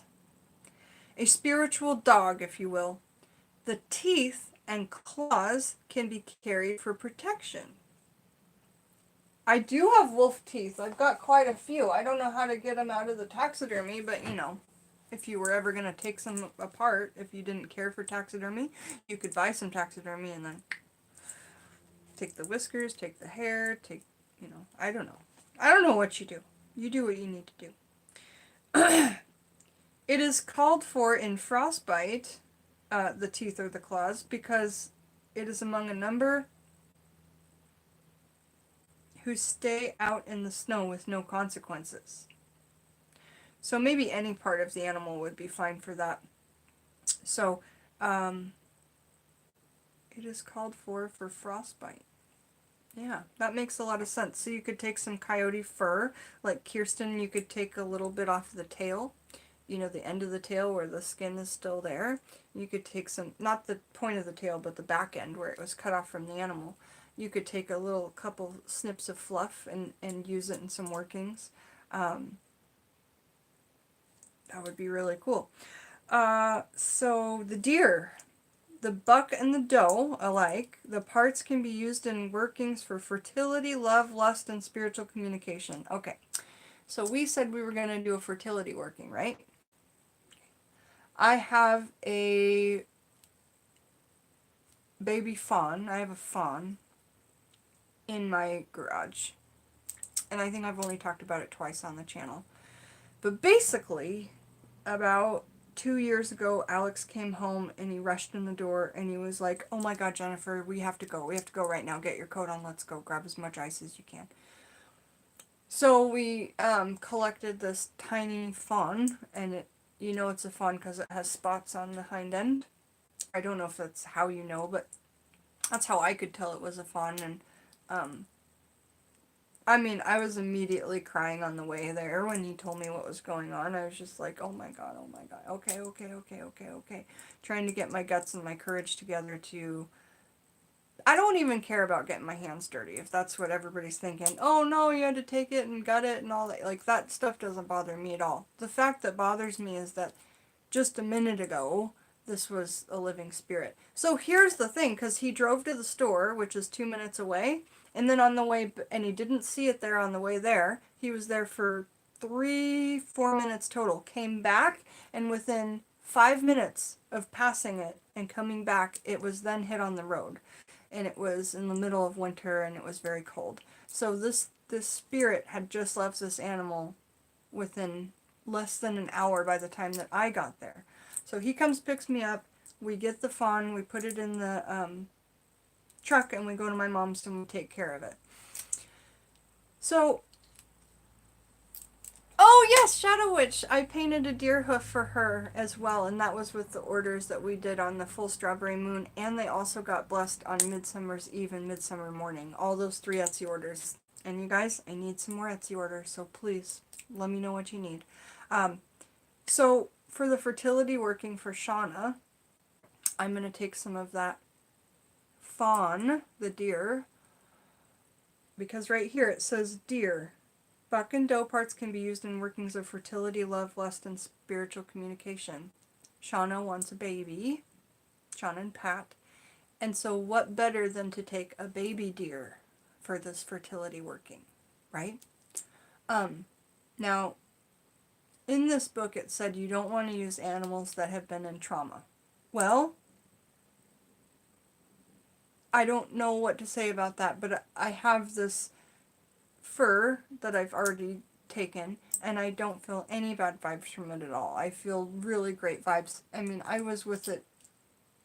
I took so much care while I was preparing that animal for workings and stuff. So anyway, that's just what I have to say, and I just wanted to interject a little bit of what I, you know, work with and what I have and things like that. Deer comes to you a lot out there. Yeah, you're not far from me. We're a few hours apart. Alright, so we'll put that in that fertility working for sure. Some of that fawn fur. Smack deer antlers together while calling on their spirits or some other entity. So let me get some deer antlers and smack them together so you can see what that looks like.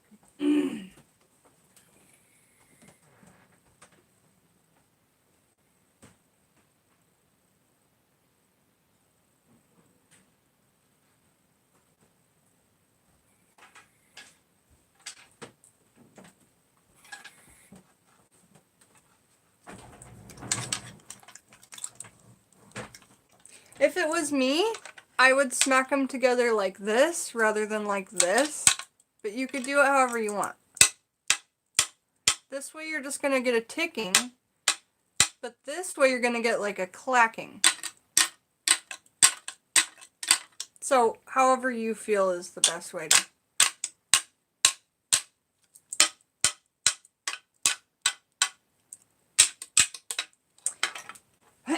So smack those antlers together for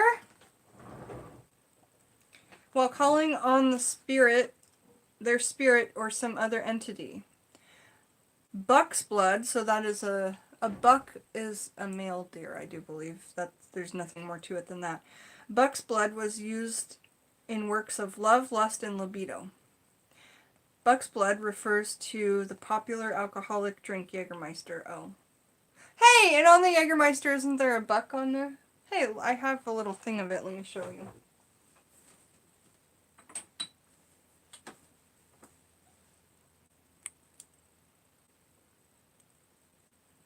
Look at that. I kept the bottle of this little, like, traveler one because I thought it was a pretty bottle. Of course, I want to take all this stuff off, but... Anyway, the deer's right on the front there. Okay, so... If anybody needs deer horns to collect together, hit me up on Etsy. I've got 3 horns right now. And then I've got 2 horn racks that are stuck together. That are amazing for holding wands. They're so cool. Okay, so smack deer antlers together. Buck's blood refers to a popular alcohol. So this is what they're saying is buck's blood.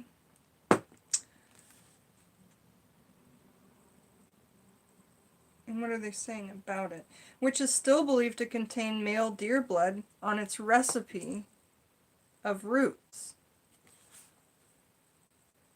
So go and look up the recipe of Jägermeister and see if it says buck's blood. I wonder if they really do put buck's blood in there.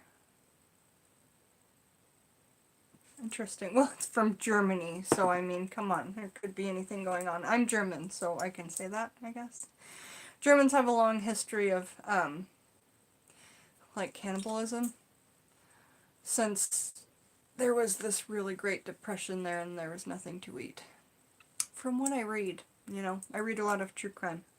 Okay, so moving right along. My father used to carry a shot of it with him when he was hunting. Later, I came to find out that the logo is inspired by Saint Hubris, patron of hunting. And there is actually a Christian cross above that. So that is inspired by Saint Hubris, the patron of hunting. The Cherokee recognized the white deer as little deer, or their chief, who would come to a hunted deer as it died and ask if the hunter prayed first. If not, the deer would strike the hunter with rheumatism. Raccoon. Do I have any raccoon parts? I have the penis bone. Here's the raccoon penis bone. That's obviously going to be good for fertility workings, but when you're, I mean, any penis bone is good for a fertility working, right? But a raccoon something or another. Work with raccoons for prosperity, especially in times of financial trouble, by hiding a scrap of coon skin in a jar of beans, positioned so the skin cannot be seen. When you cash your first paycheck of the month, go get it in cash first. The last bill the teller lays down is the one you need. So if she's laying down all your 20s or whatever, the last one on the pile, take that and put it separate, okay? In all four corners and in the center of the bill, write the word fruits.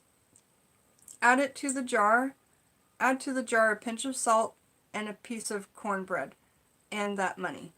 Keep this hidden high up somewhere in the home, as long as it's secret and above your head, to keep your luck and money up.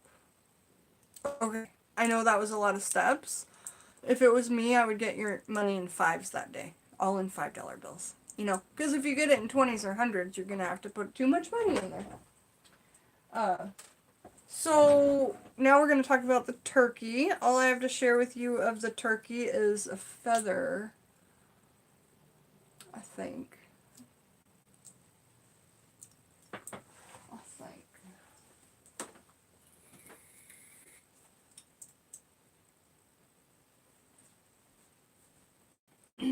So I have an array of feathers up for sale on my Etsy shop, and Kirsten knows because I think she kind of got a grab bag of everything that I've got. But this is a turkey feather. And it's quite cool. A lot of people use the smaller ones for smudges. Like if you're going to make a Native American smudge fan. And Kirsten, I gave her a little one because she ordered so much stuff from me. I gave her a little one for free. Now, a smudge fan is something you can make so that when you're doing this, your sage, Palo Santo, juniper, whatever you're smudging, generally it's white sage, you wave it with the feather. Yeah. From what I understand. So yes, here is some turkey feathers for you guys to see. Hello! Turkey, turkey, turkey. Oh, I have a new feather in my cabinet of feathers. Alex just got a bunch of Canadian geese feathers, and they're giant black feathers. They're so pretty. I've got those in the freezer right now, and then I'll be cleaning them off, and they're ready anytime. You have to put them in the freezer to get rid of, like, mites and dis-ease carrying things. Yeah, it's like the Wild Kingdom in here. Well, if you do end up shooting one of your turkeys for Thanksgiving... Oh! I saved turkey bones, that's right. Remember I showed you guys my bone throwing kit the other day? There's turkey bones in there, all kinds. As well as...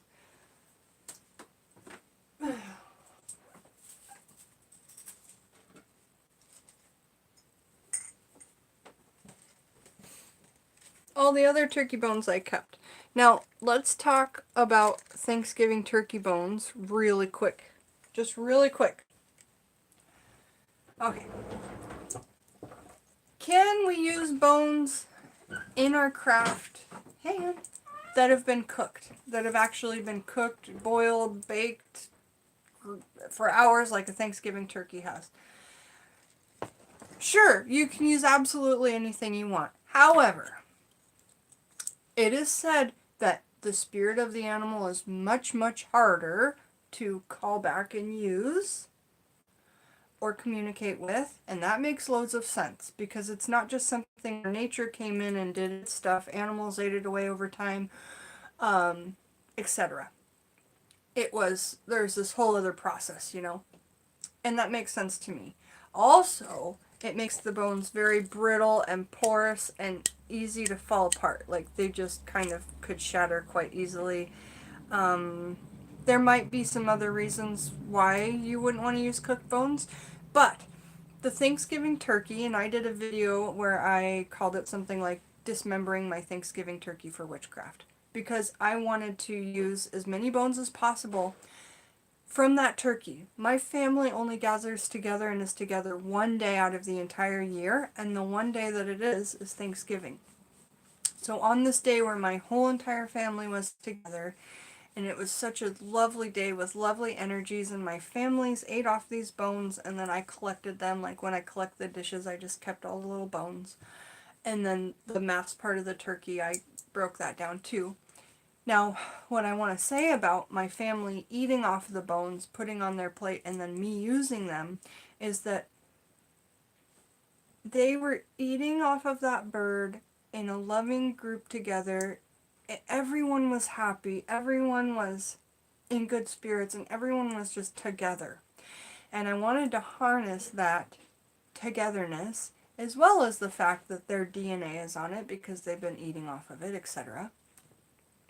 So I really wanted to harness that togetherness and make it part of my bone throwing kit. So I have other bones in there for other animals, but the majority of the bones are from the Thanksgiving turkey, and I just took all the weird little shaped bones. Of course you're going to have these bigger bones. How you decide to work with them is up to you, but you know, turkeys have some crazy random bones. So if you needed to, but if you were going to do like your mortar and pestle, grind up bones into powder, cooked bones are great for that because they grind up so easily into powders. So that is my suggestion on cooked bones, if anybody was wondering. And let me put these back and come right back.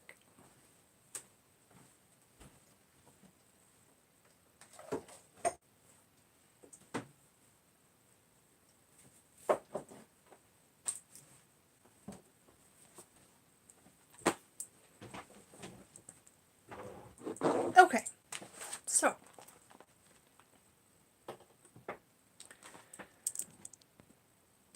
the squirrels here are gangsta, stealing food and attacking. The squirrels are pretty mutant these days, aren't they?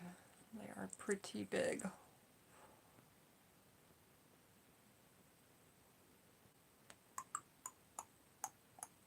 Alright, let's get back to this reading. So, raccoon. Nope, we're down to turkey. Although they're the ugliest bird in the forest, they are the most promiscuous.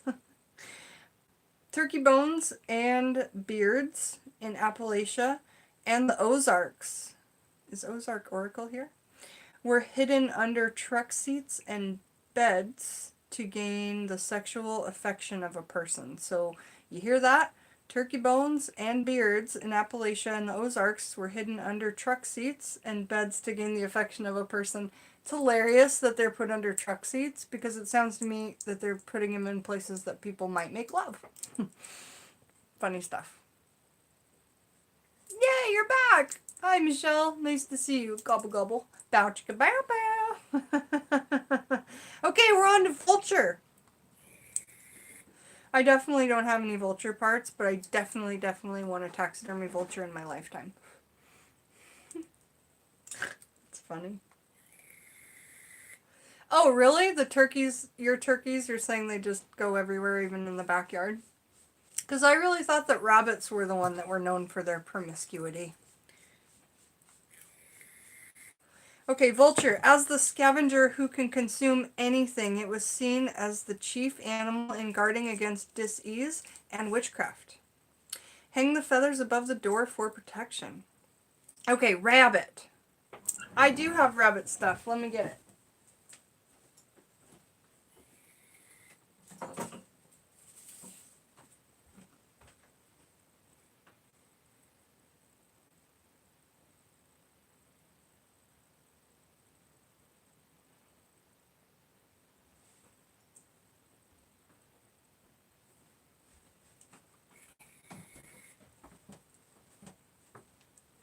I have these 3 little bunny tails.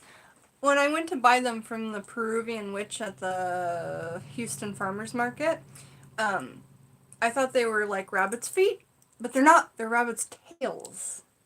And it's funny because they're totally on this, like, they're, old, which I love. But anyway, cute rabbit's tails. So these are up on my Etsy shop, or they're not up, but if you want one, just let me know. 2 whites and a brown, but that's what I've got is rabbit tails. Let's talk about the rabbit. This animal aids with fertility. I would guess that because people have always said they're humping like bunnies, you know. I want a coyote face next gen. Well, I only have one more left, honey. Next time I get paid, we'll make your Nazi order. Perfect. Well, I haven't listed the coyote face, and it's not on my list of things to do, so there's a good chance you'll get it. Alright, so rabbit. This animal aids in fertility. Also, clearing the evil eye. So if you had one of these little rabbit tails, that would help with the evil eye. Clearing the evil eye. So maybe that means when you've got it, clearing it, you know, rather than using it as a ward. So clearing the evil eye, and promotes good fortune through the left hind foot. So all those rabbit foots that you're getting, it has to be the left hind foot to work. So chances are it's probably a hind foot you're getting, but is it the right or the left? They're probably just giving whichever one. We call it the stink eye out there. Ricky says, yeah, I've heard it called the stink eye before. That's what my friend Maddie calls it out in New Zealand, is the stink eye. To me, the stink eye looks like this. Not the evil eye, but the stink eye.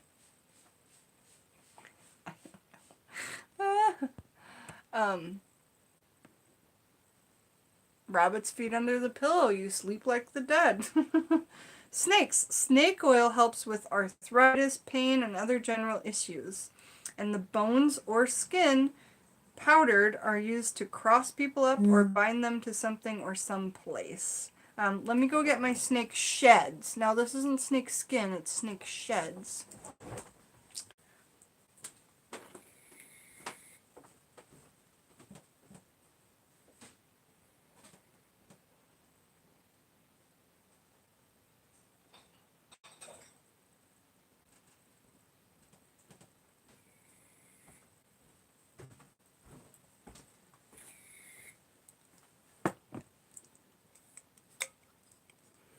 See? Snake sheds. So these come from a red-tailed boa constrictor. And you can definitely use them also because since they come from a constrictor, you can use them intuitively for constricting something, yeah? Alright. Hey Nina Bobina, how are you? Now your son's giving you the stink eye. Tell him to look at the screen.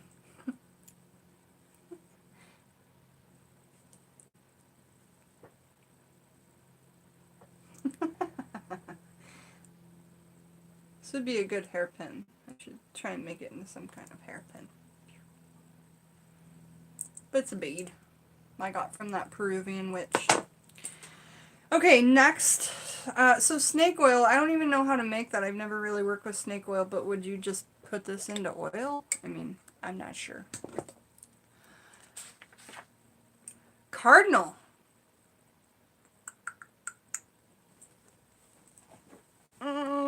Can't remember who gave me this feather, and is it from a cardinal? Nope, it's from a woodpecker, I think. I think who gave me this feather is from a woodpecker.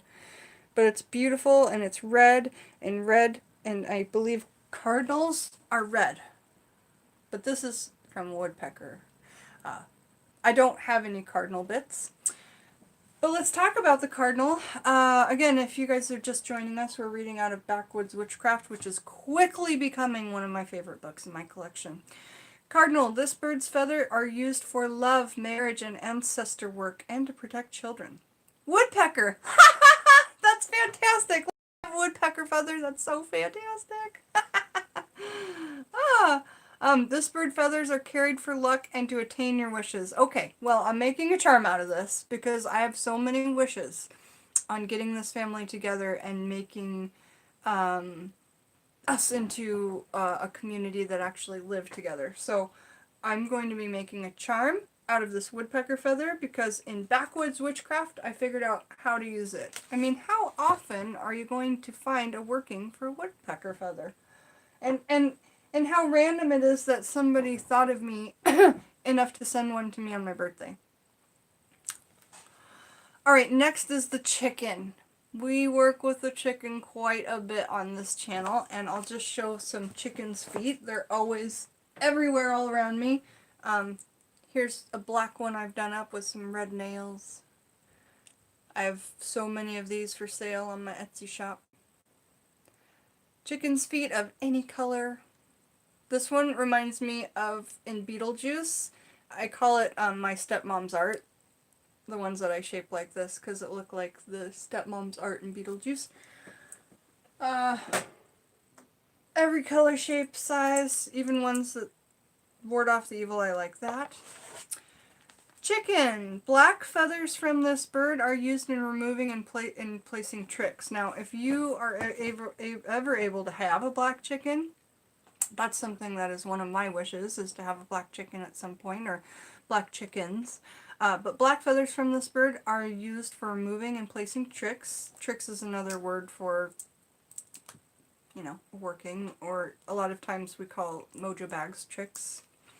The rooster's feathers will always triumph over anything done with a black hen's feather because they're naturally dominant. So if you're able to have a rooster's feather, it's going to trump that. Black rooster and hen blood was also used to cure shingles and other ailments. I take a bundle of black rooster tail feathers and bind them around a stick to make a conjure duster, as I call it, to sweep from head to toe while praying Psalm 23. All right, the bat.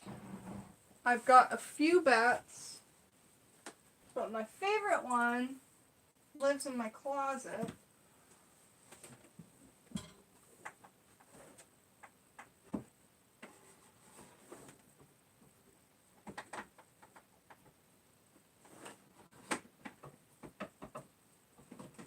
Come on, dude.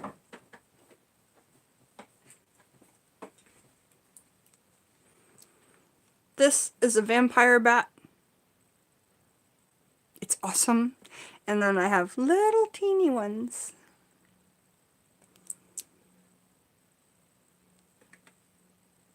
It's pretty cool. So he's in this kind of like picture box frame. Yep. Bats. The heart, blood dried on a hanky, or the leather wing was carried for good luck, especially in matters of employment and gambling. So yeah, their wings are like little bits of leather. And you can carry a wing for luck and gambling. Or employment. And the heart blood on a dried hanky would also work for those things. The relationship between animals and the mountaineer is deep. Aside from this, animal spirit aren't seen as being prone to guiding or giving individuals help, as if they were assigned to help in spiritual matters for the person throughout life. However, many people still believe that God and the angels use animals to give signs and omens based on their behavior and how they appear, either in person or in a certain location or in the dream world. These symbolic and sometimes factual tales lead to certain parts of the beast being given authority and powers in areas of life. That was fantastic. Well, I really enjoyed spending this 2.5 hours with you guys. I have a lot of work that I need to get done. I do have work that I need to get it done for the Etsy shop. So I'll make sure to put the Etsy shop in the description and in the comments after this. Sorry I didn't have it there already. I just wanted to go on live so Lunea could catch me. It was lovely reading through this book with you. I think what I'll try and do is take my highlighter and go through and highlight some points that I really do want to talk to you guys about, that I catch when I'm not just like kind of like on the spot here with you guys. If I'm looking for something, I'm thinking, oh, I'm taking way too long, and I'm not thinking about looking for it. So, love spending time with you guys too. I'm so glad you guys love this book, and thank you so much for the gift. I so dearly appreciate it. I'm going to start working on this, and I know that a lot of people probably are like, Jennifer, but you know, I get ideas, I go with them. I love you guys so much, and I'll talk to you very, very soon. I might come on live again today. We'll see. Have a beautiful day. Thanks for joining. Make sure to hit the like on the way out.